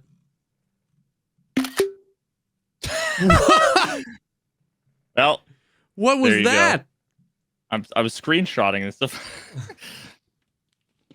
It's one of those things that like I went through all that trouble to do this, and now it's like they look kind of alike. But so we've got Partisan, right? Mm-hmm. And then S-Dan. It's kind of, I don't know, a little bit, kind of. It's not really. Anyways, okay. Map to map travel. is in the game. It is an entirely okay. So they're doing an event. Oh yeah, someone was like, "Open world is exactly." Oh, Skillet. He said like, "Open world is exactly what I thought." Yeah, I don't know what that means. It's not open world at all. Map to map travel is in the game. They're doing. People are getting tripped up by this, which is very understandable because they did not describe this very well. They're doing basically an event to allow the players at their own time to like experience and figure out how map to map travel works, so it doesn't like jarringly change the experience of the main game. So when you go to pick your map, you've got the whole maps you can pick. And in the top right, there's this thing that says marathon, and it's marathon mode. If you click on that in that mode, it's your same stash, your same money, and your same everything. But in that mode, it's all map to map travel. In that mode, you don't pick your map, you start on ground zero. And from ground zero, you can go to streets. And let me pull it up because it's the map. From ground zero, you can go to streets. From streets, you can go to labs or interchange. From interchange, you can go to customs to factory, factory to woods, woods to reserve, reserve to lighthouse, lighthouse to shoreline. And so every raid in marathon mode is the guide if you want it to be. And if you die, you like start back at... Yeah. If you die and you want to go back into another marathon mode, you start at ground zero. And every single map, all of the normal extracts are there. Like if you get to streets or to factory and you're like hurt and you have no meds and you're like, I got to get out of here. You can extract at any of the extractions. Tap out early. But you're going to, you know what I mean? Or even not even early. Like if the quest you have to do is on factory, you can like work your way to factory and then leave. Like it's not even about getting to the end. Yeah, but if you wanted to get to the end and you get fucked up, you can tap out early. Yeah. So all of the extracts are the same, but each map now has additional extracts, which are map to map travel. And so then they added a few extra quests that are in the marathon mode only. And they say on the quest, it's like marathon. And so the only quest I've done, and genuinely, like, I still hold the position that I don't think anyone will ever map to map travel when they fold this into the main game, because that is what they're going to do. But I will say this was the most stressed and like one of the most fun experiences I've had in Tarkov in a really long time. There was a quest and we were all like, are we reading this wrong? Because the rewards are 70,000 XP, which is like a daily when you're level 50. But when you're level 1, that's a ton of XP. That's like 10 levels. It's legitimately like a ton of levels. It's 70,000 XP, an injector case, and a meds case are the rewards. And so we were like, oh shoot, what is this? And you have to go into labs and you have to scout 3 areas on labs and then find the transition point from labs back to streets. And so we're like, okay, well that's easy. And they give you a labs card. But the thing is you have to go into ground zero. And one of the key things about this is the map to map travel locations do not open for 7 minutes. You have to have been in the raid for 7 minutes. So you can't run through. Exactly. So you go into ground zero. You have to play the raid for 7 minutes. Then you transition to streets. You have to play that raid for 7 minutes. Find where the transition to labs is. Transition to labs. And it's dynamic? No, they're static. Then go into labs, scout the 3 locations, and then scout where you would then go back out to streets to complete that quest. Is that the only way you get to labs now? No, that's just how you get to labs in marathon mode. So the quest requires that you use marathon mode? Yeah, basically. Okay. Because yeah, exactly. Because you have to find the transition points, which are currently only in marathon mode. So you have to use marathon mode to complete this quest. But I got to labs, dude. Ham died on streets. So we got to ground zero, then we went to streets. Then Hambino died on streets. And I fought my way all the way to the labs thing. I had 1 magazine in my gun that was half full. I found a PP19 with 2 mags and some PST off a dead PMC. And I just went to labs anyway. I was like, I'm halfway there. I'm just going to try it. Every single person I came across, I was just screaming over VoIP. I was like, dude, we're all here for the same thing. We're trying to get this quest done. Let's just be chill. And it ended up being 4 of us on labs running around as a unit. We all VoIPed up. We were fighting raiders. We were looking for the 3 locations we had to go. Then we had to look for like the transition point back to the streets. We all got the quest done and we all left together. And it was like so sick and so stressful and so just like butt puckering. It was dope. It was really cool. Now, basically what they said is like, once again, in order to like show people how this works, they did a bunch of quests that you don't have to complete. Like none of them lock any other quests. It's just if you want to complete them, you have to complete these in marathon mode. And then there's an achievement, like a legendary achievement for getting through all the way. So basically extracting from Shoreline, and Shoreline's the last one. And you have to like, it's so funny because everyone's like, oh, that's like the guide. And it's like the guide if you never come back to your stash. Like I ran out of bullets on streets. Yeah. You know what I mean? That was the second map. And I ran out of bullets on streets. So it's challenging and it's like a really cool experience. Like it's a cool like game mode right now. Honestly, that should just be the game. Yeah. Delete everything else and make it like Yeah. some like variations of that. Yeah. It would be cool to like, I don't know. So basically what they said is they're doing this, and once the marathon event ends, the map-to-map travel things will be in the game. So I think what the game is going to be like is you can go to any map at any time, and each map will now have new extraction points that are open up after 7 minutes. So like if I just went interchange, I could from interchange go to streets or customs if I wanted to, but I don't have to. And the way that works is like you find the transition point, you interact with it, and it pulls up a menu. And it's like a 3 or 4 by like 5 or 6. And it's like the BTR. You can put stuff in there and pay to transfer it to your stash. You don't have to, but you can. And then once you've done that, it starts a 30-second timer and you transition to the other map. Here's the thing though, is once again, you just go into the queue. So like it took me 5 minutes to get from ground zero to streets. So outside of this marathon event, why would I pay money to send the stuff back to my stash and sit in the same length of queue? Why wouldn't I just extract from ground zero, pay no money to send all of my stuff back, top up my meds and ammo, then go to streets? Like, is there a reward for completing like the marathon, like just going an through all achievement? the maps? That's it, huh? Like, I mean, that's people love achievements. The achievement, yeah, but hunting you do it once. It's like exactly. So there's no point in. Correct. So at some point, there's going to be either in the beginning of the wipe or in the end of the wipe, and maybe even the middle, where your queue is going to be 30 fucking minutes because no one is on the last transition in your region right now. That's a thing. That's a thing where we don't know how that works. I've heard people say that marathon people have gotten in with non-marathon people. I think it's a completely separate queue. Every single time I interacted with another PMC and VoIPed with them, we were all doing the marathon thing. So I think it is a completely separate queue. What's the different like points you get to that move you from place to place? What are they called? Just transition points. They're just extracts, yeah. Now, is it always like a car, or is it different every time? It's different every time. So the one from streets to labs, there's a door you open, and it's like 2 flights of stairs down. And like you could always do this in streets, and it was like this super sealed door, and like we were like, what is this? And it turns out that's the transition point. So is there something visibly different about those?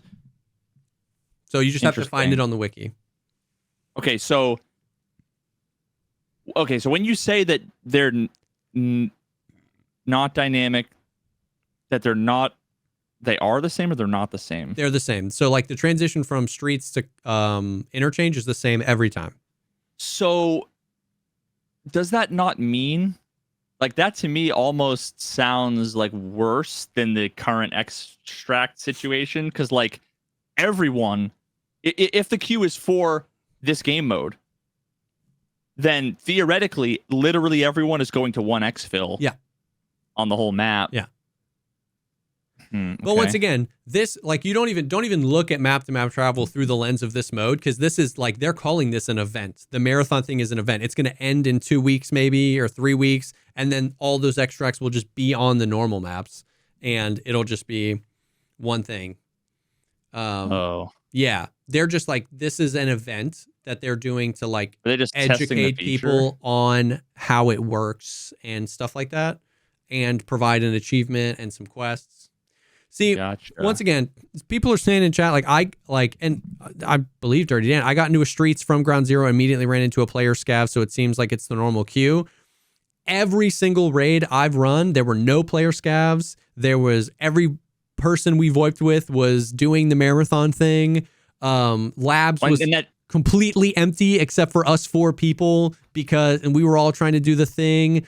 I've heard a bunch of other people say there are no player scavs in marathon mode, so it's great because there's no player scavs. So I'm hearing conflicting reports from both sides from people I trust saying, I've run into player scavs. I've never run into player scavs. It's a separate queue. It's the same queue.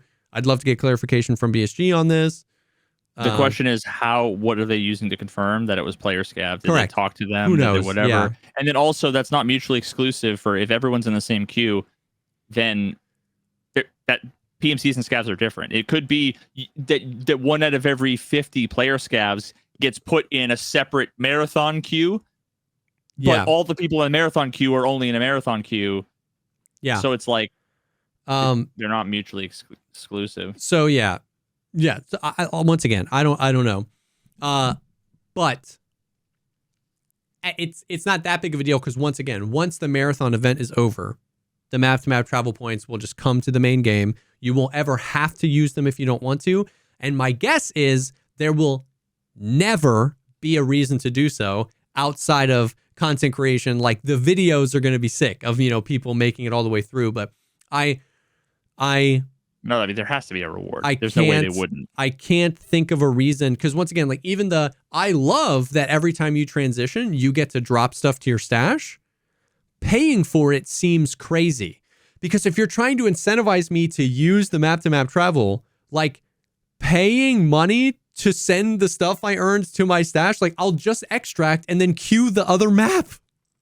Yeah, because that seems like crazy. The whole point of using that feature is to try to get more money out, right? Yeah. So it's like, why am I going to pay to try and, do I want to pay $10 to deposit $12 in my bank account? Exactly. No, I'll just hold on to the cash in my wallet and risk losing it. Exactly. So it would be.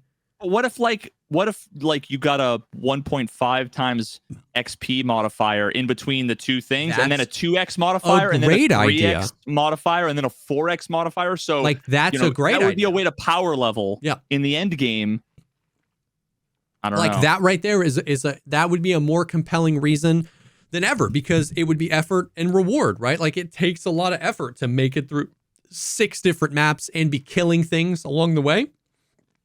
That would be a great idea. So more XP or more rep, like if you do a quest while you're in that, then like you get a bigger reward or something. There's so much they could do with it. Yeah.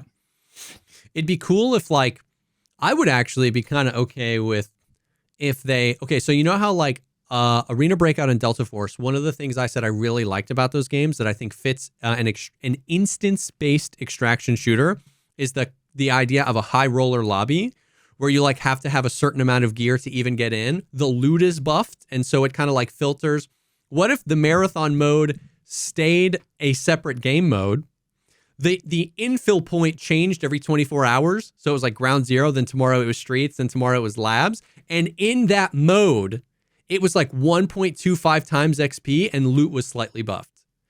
And so it's like the effort was higher, but it like filtered, it kind of filtered the chads to the top, because the people that are going for the better loot and the better XP would be in that mode. And then like, level 20 trying to search filing cabinets for his gas analyzers would run into level 77 less frequently in the normal modes. And it's like, something like that could be cool, because then and then like you said, maybe it starts from a buffed place, and every map you travel to, it's like slightly buffs it even more.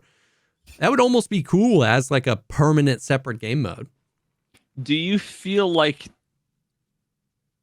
the one thing that jumps out to me as the thing that would detract from that would be that it seems as if it would split up parties, just like it did for you and Hambino.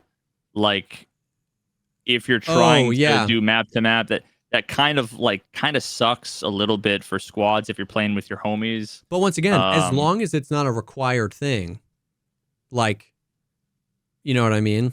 Like, you could just play, like, if me and my friends were doing it, I could just play a regular raid while my buddy goes through. He might reset and then we try it again. Or if you're playing with homies, you would just play the regular mode. Like, I don't think it would be a negative. I mean, you're definitely not wrong that it would. Well, you know, actually, there's the one thing from the unheard drama that we still don't have in the game is the Avengers Assemble button, where you can actually call in people from your friends list to get into your raid and help them. So maybe that you use the Avengers Assemble consumable and now see, I could see that being a thing that it's like either you pay or there's some cost associated with you get to re-queue up. You know, you're going from map 2 to 3. Yeah. They can join you again, but like maybe they don't get the get the benefits. buffs or something. Yeah. I don't know. So that literally everything I said about that mode is made up. They're not going to do it. All I'm saying is that the map to map travel experience is cool. It's fleshed out well. It worked well. The places make sense in the lore, and it's like cool to see the maps transition. Yeah.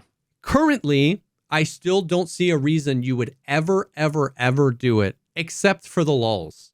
And I would feel like they wouldn't add this big of a feature in the game exclusively for the lulz. So maybe there's more to it. I imagine we all know that when 1.0 comes out, they've been very clear about this. When 1.0 comes out, you start on ground zero and you have to work your way to the other maps. The difference is going to be you'll then be able to queue those maps as you unlock them. Whereas in Marathon mode right now, you always have to start on ground zero. So there will be some of this, you know, when 1.0 comes out. But yeah, I just, it is cool. Like, I'm not trying to poo-poo on it.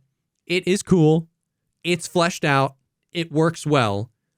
In the game today, there is, outside of like memes, there is no reason. It doesn't save you time. It doesn't save you time, and it costs you money. So, like, I don't understand why somebody would do it. But I hope I'm wrong. Like, we'll see. Maybe when the marathon mode ends, a new feature gets unlocked. Like you said, I don't know. We're already on an hour and a half. I'm going to blitz through some of the rest of this stuff because I do actually want to talk about Arena. They added bipods.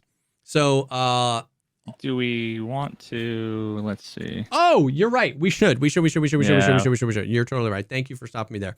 Before we move on to some of the rest of the stuff, I do want to take a second and thank the second sponsor for this episode, and that is Turtle Beach. Legends. Turtle Beach. They sent us some of their 600 series headphones, and obviously we both wear IEMs a lot, but like, I do not wear these all the time. I very frequently reach for my over-the-ear headphones as well. I use them quite frequently, and Turtle Beach sells much more than just headphones. Like, they've got flight sticks, they've got keyboards, they've got custom controllers, they've got all sorts of accessories, and they've got tons of different headphones. Once again, they sent us some of the 600 series. These things are incredibly comfortable. These are like memory foam mattresses. Like, literally, I let go and it takes forever for them to like, so incredibly comfortable for long-term use. They're wireless. What's nice about these is they has an 80-hour battery life, 80-hour battery life. So like, it's really long on a charge.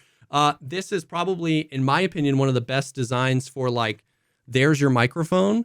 The headset microphones are like the most tacky looking things. Yeah. And so it's like, if you don't have a nice mic, or if you're in a situation where you need to use the mic, boom. And then when not, like, you wouldn't even be able to tell. They just like look like headphones. You know what I mean? So they're really cool. And Turtle Beach does a ton more than just headphones as well. Dude, I can't think about gaming and gaming history without thinking about Turtle Beach. Yep. Like, literally life-changing was playing COD 4 on Xbox. Yep. the OG days and getting Turtle Beaches, it was Yep.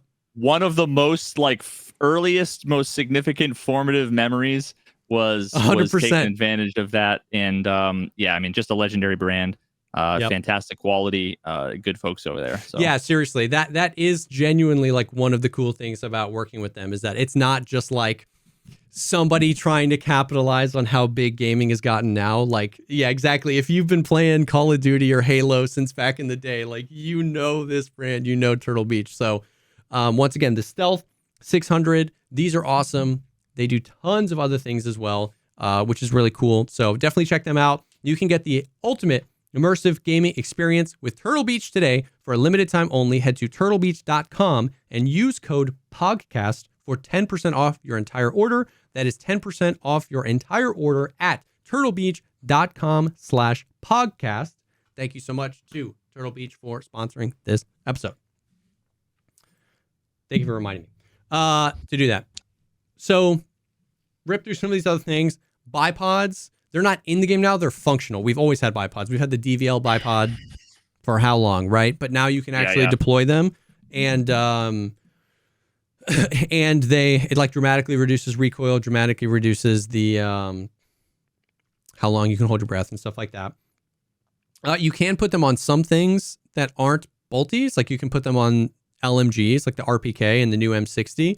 And I've heard that they're like laser beams with that. But you obviously have to like, it's an animation to deploy. It's cool to see those finally in the game.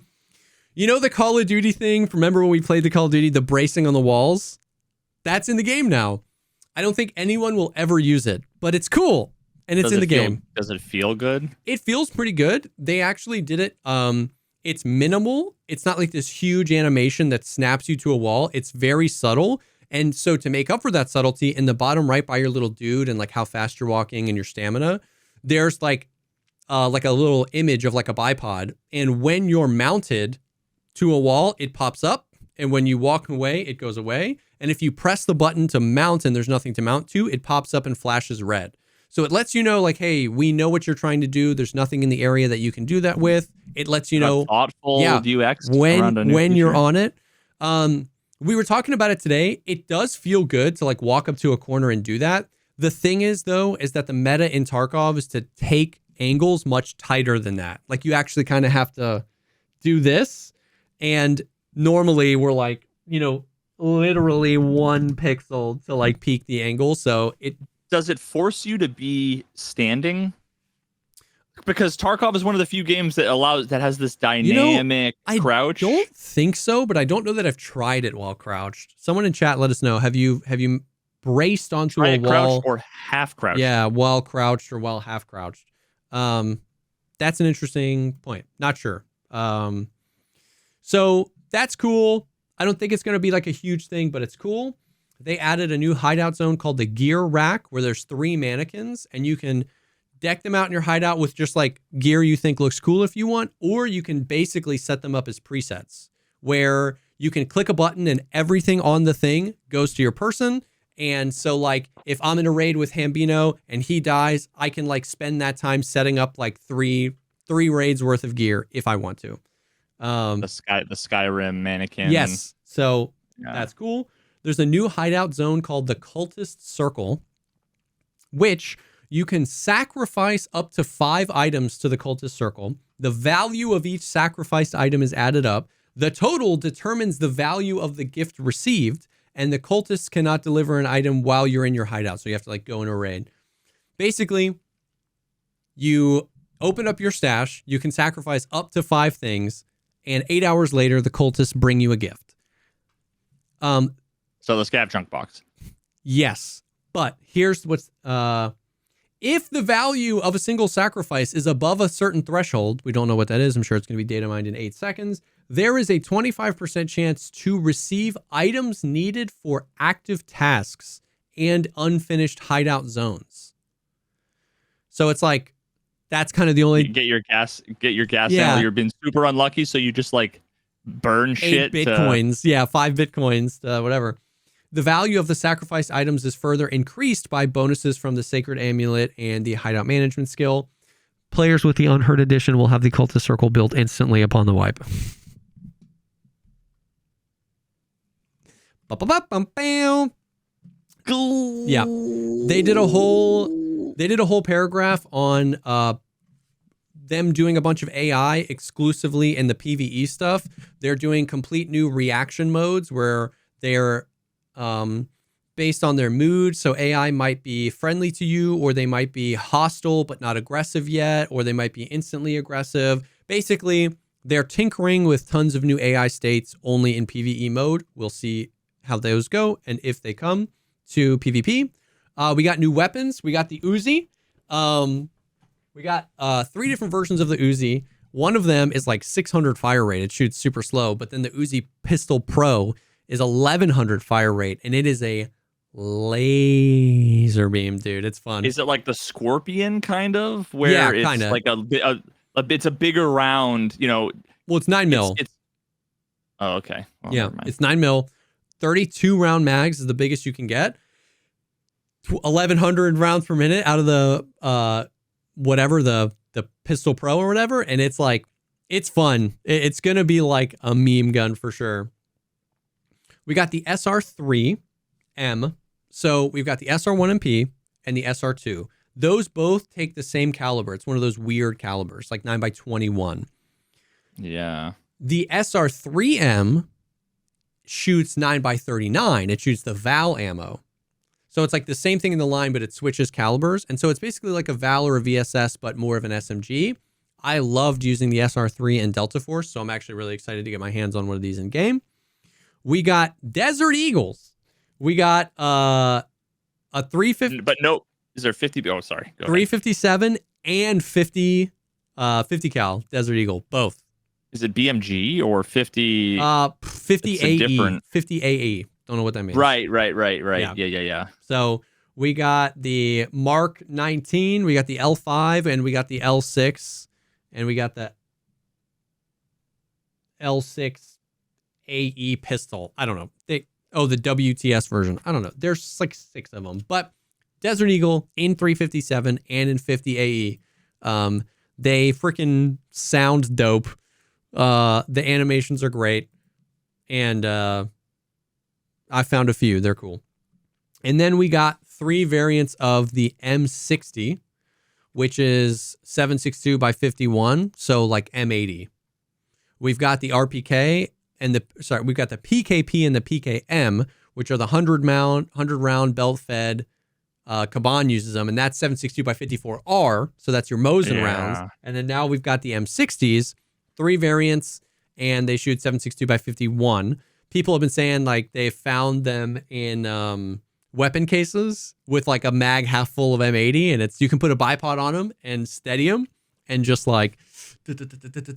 So I'm excited to try those out, but I haven't tried them out yet. We got the new ammo. There were some adjustments to guns, new weapon attachments, added new equipment, updated grenade animations. And then we got some quality of life stuff. The smooth zoom for variable optics. It's cool. It's cool. The only thing I don't like about it is like, okay, so let's say it's like alt and scroll wheel.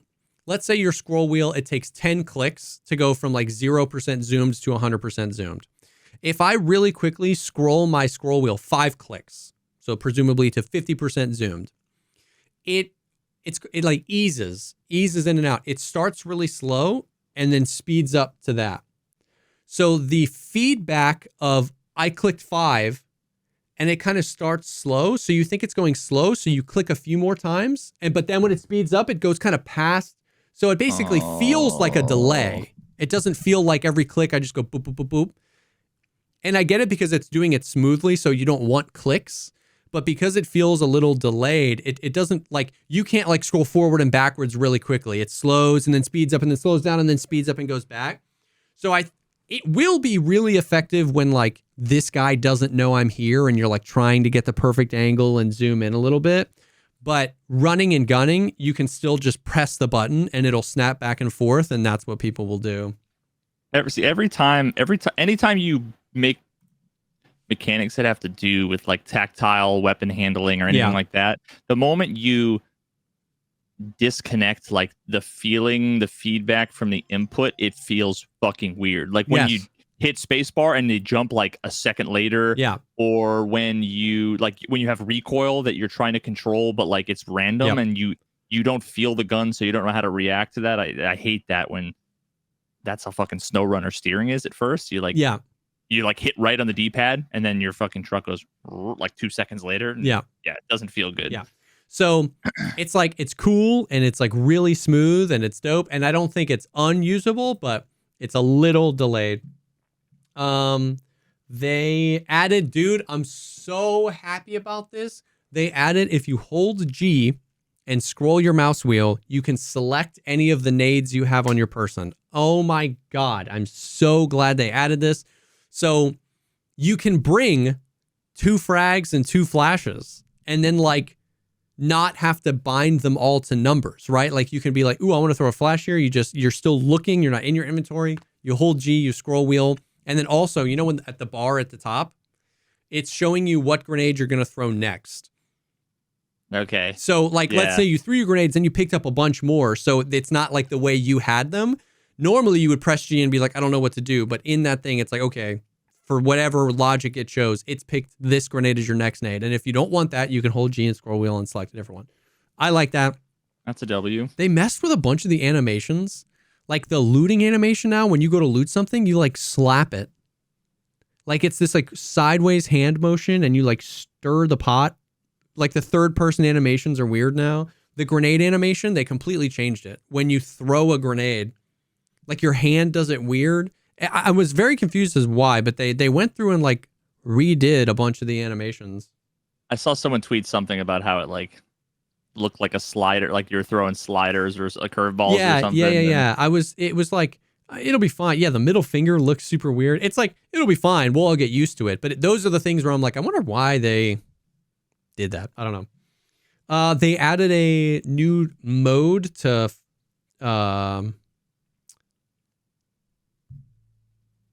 tac devices. So if you have a flashlight or a laser or both, and in raid you hit T and B at the same time, that's switched the mode of those to act like pressure pads.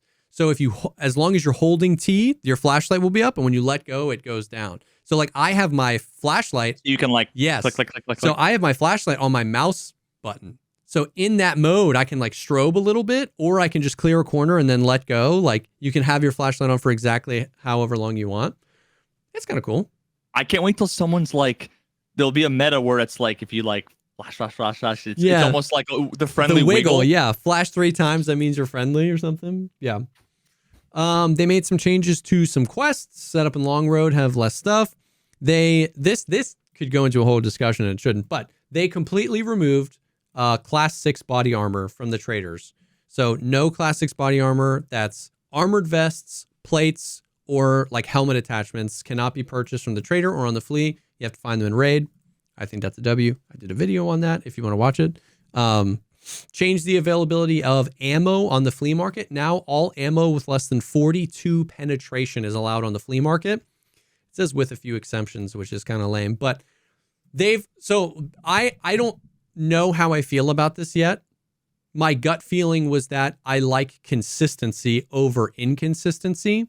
And so ever since they've been restricting ammos on the flea market, it's always been weird where people, including myself, are like, why can I buy this but not this? Like, I can't buy PvP, but I can buy M62 on the flea. Like, there's always been these weird inconsistencies. Yeah. So I'm not saying I think this is a good or bad change yet. I haven't unlocked enough ammo, but I like at least being like, 42 pen and below, you can buy it on the flea. Above that, you can't. And then at least maybe it makes it a little bit more consistent of an experience. We'll see, though. We'll see. They slightly increased the damage of 7.62, 5.45, and 9x21 caliber bullets, and slightly reduced the damage of some 5.56 caliber bullets. I think that's a W. 5.45 has always needed a damage buff. I didn't necessarily think 5.56 needed a damage nerf. I thought like the last time I was playing, I remember people talking about how 5.56 was just everybody says 5.56 is a joke already. So I was surprised at that. I was surprised at that. And like BS and like a Goldnick and whatever already shredded. No, yeah, they needed damage, like especially in the current ammo economy.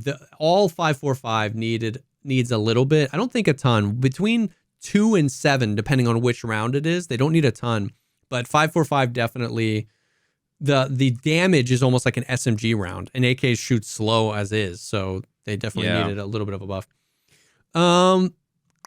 They did some animation stuff. They did some graphic stuff. They added FSR 3.0. They did some cloud stuff. They put the season back to summer. Okay, dude. Dude, once again, we're an hour 54 minutes into this. I don't even want to talk about this, but people are going to be mad if we don't. There's 4 paragraphs here on sound. They did a whole bunch of stuff to the audio. They transferred the whole algorithm to multi-threaded calculations. They finalized the search and calculation of the angle between the source and the listener. They improved the use of depth to determine the effect on sound. They improved the curves tuning, which is responsible for volume decay and sound propagation in complex geometry. They messed with active headsets. Again, every single headset in the game sounds different again. But this time it talks about how they actually went in and modeled the sound. They recorded from them all with like a bunch of guns and stuff like that. So they're supposed to sound better. The post-mortem is all over the place. Pestily tweeted earlier, worst audio and Escape from Tarkov history. Clean tweeted, I love it, but it's got some bugs. I'm somewhere in the middle where there have definitely been moments where I'm like, it's less about directional being better, but I had a few moments where I was like, Tarkov has always struggled with, like, if someone's running at you in a straight line, it's like they're 10% audio, then they're 70, then they're 100. Like, they're like really hard stops. There were a few times where I felt like it was a much smoother, like, gradient, but there have been a trillion times of people, like, no audio of somebody walking up to me, scavs just like appearing out of nowhere. So it's like really worse in some areas and potentially better in others. And I'm also like, and then the other thing, Veritas, which you're like one of the only ones that will know this. We are all filtering whether or not the new sound engine is better or not. It's not a new engine, but the new sound changes are better or not through what we hear through headsets that have changed.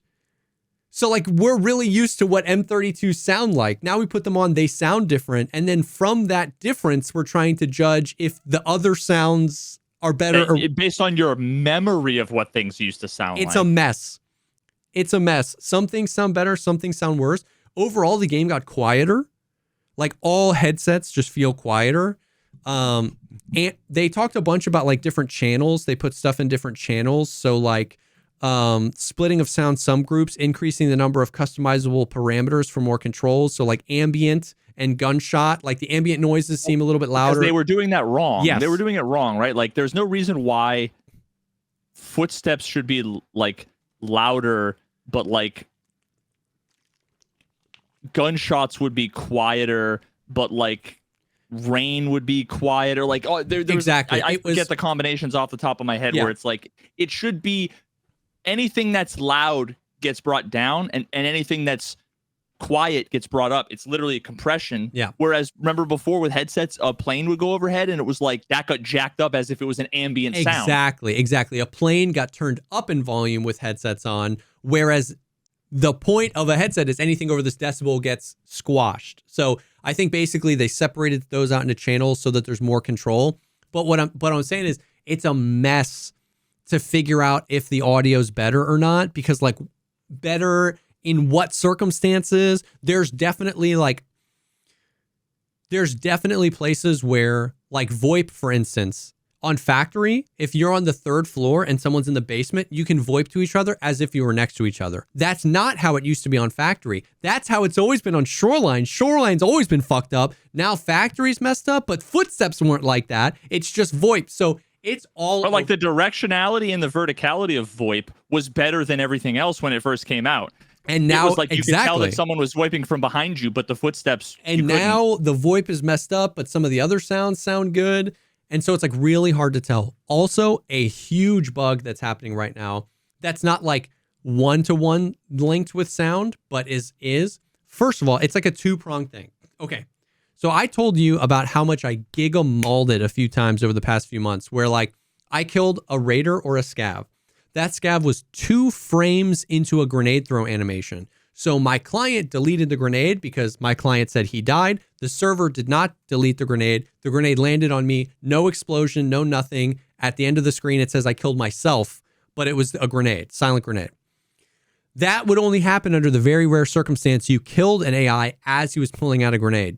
What we have right now is whatever % chance for a regular AI to spawn with a grenade, they added a 0 to it. I swear to God. Every scav has nades now, and they just make no noise. So 11 times in the past 3 days, we're just like looting or doing something, and then boom, we're dead.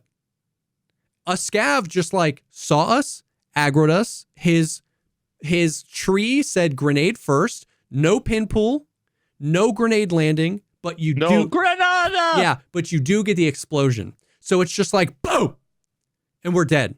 I swear to God, I was playing with. And you expect to see like a lol at year mauled as the username, and it's just and like it's a scav.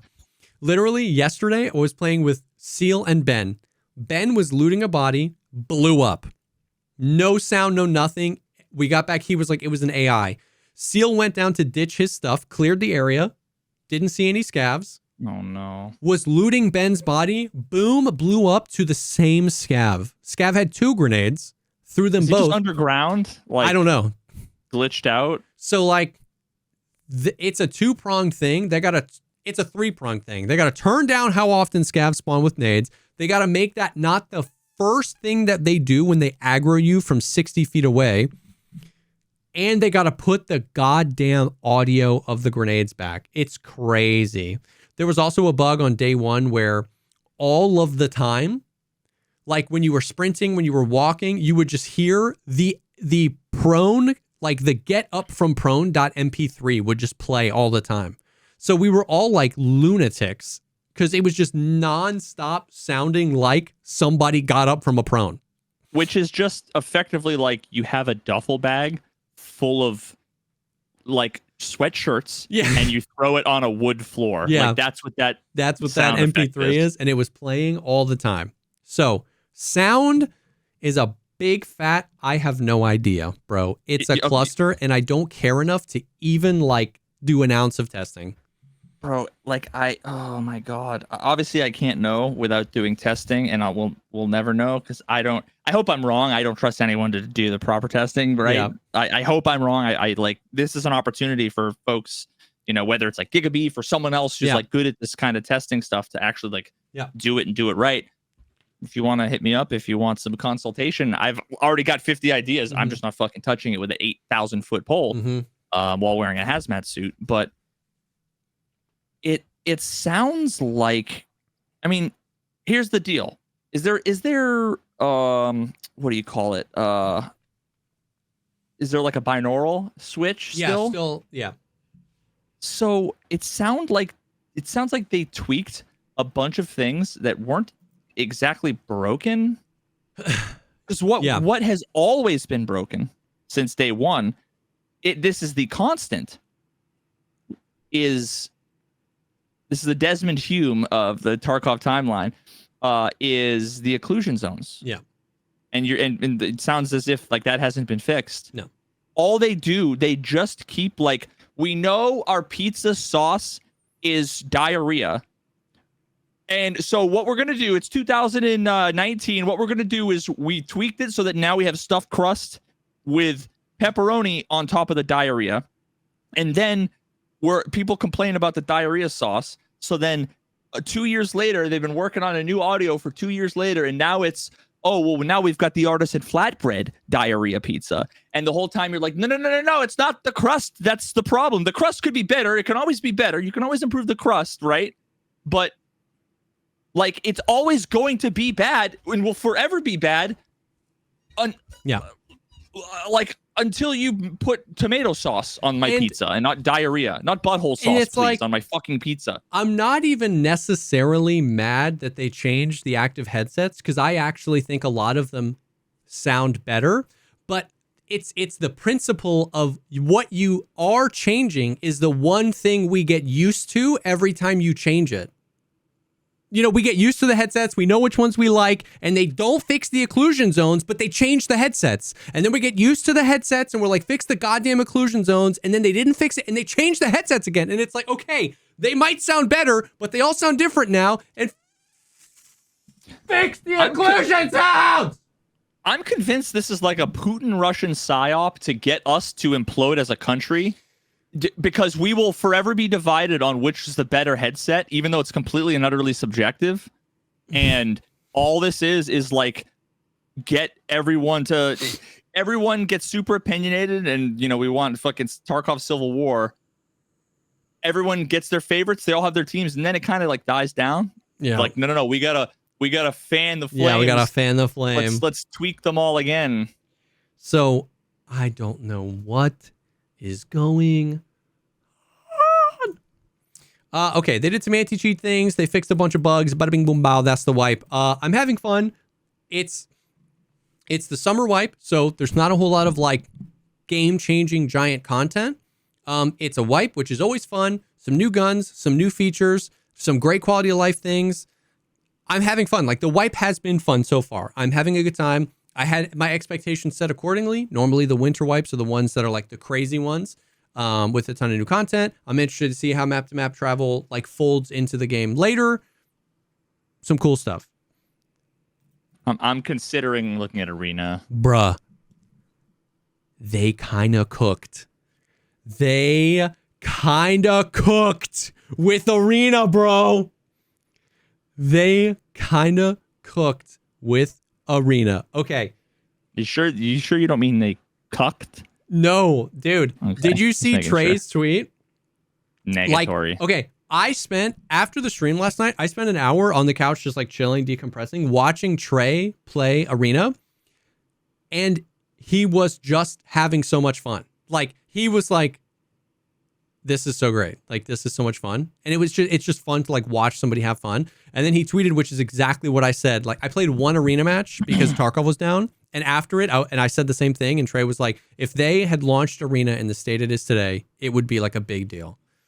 I still don't think it would be an esport. If they focused on fun over esport, but they released it like it did today, dude, let me tell you. You never wanted it to be an esport. No one wanted it to be an esport. Yeah. Let me tell you, bro. First of all, custom presets. It's like in a way that makes sense. That's like also kind of balanced, or is it just totally custom? It's like they watched the podcast, dude. Okay. I don't know. I haven't. Once again, I played one arena match. Please don't come at me if you guys know. There's let's see. Your entire preset is scored on 4 different things: firepower, defense, utility, and like meta score, which is like the MP or whatever. And you get a certain amount of points to allocate. It's not points, but there's a green range for all of those, and you have to fit it in the green range. So if you do juiced ammo voodoo suppressor, it's too much firepower. And you have to pull something off. If you do like classics face shield, classics armor, it's too much defense. You have to pull something off. Utility is like meds and grenades, or actually don't even know if it's grenades. I don't know if you can do grenades. Meds, stuff like that. And then like the meta score. Once again, I did 1, but it's balanced in that you can't just do whatever you want. Metascore. Wait, you said Metascore? Mm-hmm. If they're smart, then the way they should have built that is they can tweak it whenever they want, make it dynamic, so that if everyone's using one gun, that can be like, they can penalize that in a way that like incentivize, like if you're going to use this gun, then you're going to get fucked on everything else. Yeah. They completely removed the tiered system. Which we knew they were doing. There's no tier 1, tier 2, tier 3 presets. Okay. That was so much work to do that, dude. I'm sure that was actually probably a lot of work to do that. This is as I think it is. Correct me if I'm wrong in the comments. You know how there's the classes like CQB, marksman, whatever. Those classes are still there. There's 3 starter kits in each class, like pre-made kits in each class.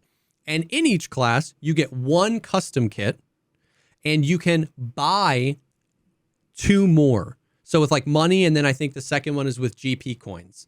So like you can decide if you want more custom kits in CQB or marksman. You can eventually get all 3 custom presets in all of the classes, but like you start with 1 in each. And yeah, so there's like the free ones or the whatever, and then the customs. The CQB class has been renamed to Enforcer. Okay. The other thing is, there's just like so many things. Okay, so now there's a new tab called the Armory. And in the Armory, it's like all of your different stuff. So like you can't put whatever rig you want on your custom preset. You start with like 10 rigs. And as you unlock them, as you make money in Arena, you can purchase the unlock of the rigs, of more of the rigs based on how you want them. And so that works with everything. So like meds, you start off with a certain amount of meds that you can choose from. And as you play, and then you spend your currency to unlock the meds you want. Utility, not backpacks, but like everything, helmets, all that kind of stuff, armor. So there's like progression to the game in like unlocking the things that you want. You also need to meet certain conditions, such as completing. So sometimes you have to complete a daily or weekly. Special equipment will become available when you unlock or purchase certain weapons, such as basic weapon attachments for this weapon. Some equipment is available immediately at the start of the game. So you can check that. The UI is actually pretty cool from what I can tell so far. And they added weapon progression. So if you want to do a custom kit with an AUG, you only get these attachments. And when you use it, you level up the AUG, and every level unlocks more attachments. So even just creating a kit, you can't just create your dream AUG kit day 1. You have to level up the AUG, and each time you level it up, you get a few new attachments. Then you might change your kit. That might mean now that you got the suppressor you want or the optic you want, you might have to change the armor now to get all of the thing in the 4 bars in the right place. And you just level up each gun. And that range, is there only like one range, or is there like, I don't know, like a tier? I didn't mess with it enough, to be honest with you. Interesting. Yeah. The number of levels on weapon systems may differ from the other. For example, the M4 has 30 levels, while the AK-74UN only has 7. Some weapon attachments can be in the progression of several weapon systems at the same time of different levels. To get such attachments, you only need to unlock it once in any weapon. So certain compensators go on a billion different guns, and you can unlock it by doing any one of those guns. Playing with a single weapon, you can unlock most of the best attachments for it and related weapon systems. They completely revamped the dailies and weeklies, and how much like money you start with and stuff like that. Bro, I played one round of free-for-all because Tarkov was down. Tarkov was up. We played one raid. Tarkov went down. I was waiting. I hopped into Arena and I played one round of free-for-all. And once again, I haven't played Arena in a long time. So the new armor system, meaning like you don't immediately fall over dead the second you get shot. And I created a custom G36 kit because I was just like rushing and I was just trying to create something. And at the end of that raid, the dopamine hit of being like, ooh, your G36 is level 3 now. What attachments did you unlock? Ooh, I want to change my kit now. I wanted a different optic. Ooh, I can add a like immediately I was like, oh my God, they cooked. Like one round of Arena. I'm not saying it's a perfect game now by any stretch of the imagination, but they kind of cooked. Now, is there let's say you like the voodoo. Is there like anything preventing you from putting a voodoo on like any and all of the rifles that it can go on? So it's not just because I could see them saying like these are the 20 attachments you can unlock, but like limiting your choices. Yeah, I think it's so. Somebody said it in chat. those ranges, the firepower defense ranges, are different for each class. So like a CQB custom preset has to adhere to these ranges of those things. And then a marksman custom kit, it's different ranges. Oh, okay, so like let's just split the spectrum up into like 4 like levels. Let's just say, Yeah. It might be like armor is 2. Gotcha. So it's a different allocation of those things. I thought it was like there was like a level 1 CQB, which is everything is at the beginning of the spectrum. No, level 1 marksman was everything at the beginning. So like, really, it's just okay. So you could put a voodoo on any gun in any one of the classes, but this class might allocate you less firepower power, so that voodoo is a higher weight. You might not be able to do a flashlight or suppressor, but on a marksman kit, the firepower thing might be higher, so you can do the voodoo and however you want it. So it's like you can create kits however you want them, or in terms of like if you always want to use this optic, you can use it all the time, but it is going to have different implications depending on if you're creating a custom kit in each of the classes. That is like almost exactly what I was proposing. It's what we talked about on the podcast a ton. It's what you proposed in your video. It's what a lot of people said. So like, dude, I might play Arena tomorrow. They are kind of cooking, and they have Blast Gang. So all of the like Valorant CS people are loving that mode. We talked at length about why that's not for me. So there's Blast Gang, there's Team Fight. Those are the 2 ranked. In unranked, you can play Team Fight or Last Hero, and Last Hero is fun. No teammates, because the thing about Arena is like you really need a squad to have fun playing like Team Fight. You know what I mean? Or even Blast Gang. Solo queue is rough if you get a shitty team. Just play Last Hero. It's like free for all. It's just super quick, nonstop action. You're not waiting on your buddies to clutch it up. You can just talk with chat and just like farm XP and kits. You're not losing. You're not getting ARP because Last Hero is unranked. But oh my god, did you ever see Last Action Hero, that movie? No. Fuck! God damn it! Of course you sorry. haven't. But dude, now so wait, when you play like the free for, is it Last Hero's free for all? Yeah. So are you still leveling up your? Yep. Last Hero, you can level up and get money and get XP playing any mode. You can only increase your rank in ranked, which is Blast Gang and Team Fight. And then the unranked modes are Team Fight and Last Hero. But it's literally the only difference is just the rank, just the ARP if you're chasing the rank. But in both modes, you can level guns, you can level presets, you can gain currency, you can buy new armors. The recoil's still good and the endurance is still good. Recoil. Okay, somebody in chat, please let me know. Hambino told me that they changed it so you're permanently on painkillers. I don't know if that's true. If that's true, that's enough to get me back. I don't know. Somebody in chat tell me if that's true. False. Okay. Hambino lied to me. I'm sorry. It is? No. Oh, wait. On Last Hero it is what people are saying. Constant PK for Last Hero. Okay. Which kind of makes sense. Yeah. Like you don't want to have to, if you're going to die 87 times, you know, like you don't want to have to PK every single time. That's actually, it should be everywhere. It should be everywhere, but that's better than nothing. Well, okay. So wait, what was the thing that I was going to say? Dude, it's kind of sick. Oh man, I'm forgetting now what. Which I know. I was going to ask. Oh, the sound is still dog shit though, I'm assuming. Of course. Atrosh. But what are you going to do? And what did they change anything with grenades? Do you still get fucking naded on? Okay, so that's the only thing I don't know. Chat will have to tell me. They took the nades out of all the presets before they made this change. In Blast Gang, there's a table with grenades at the beginning.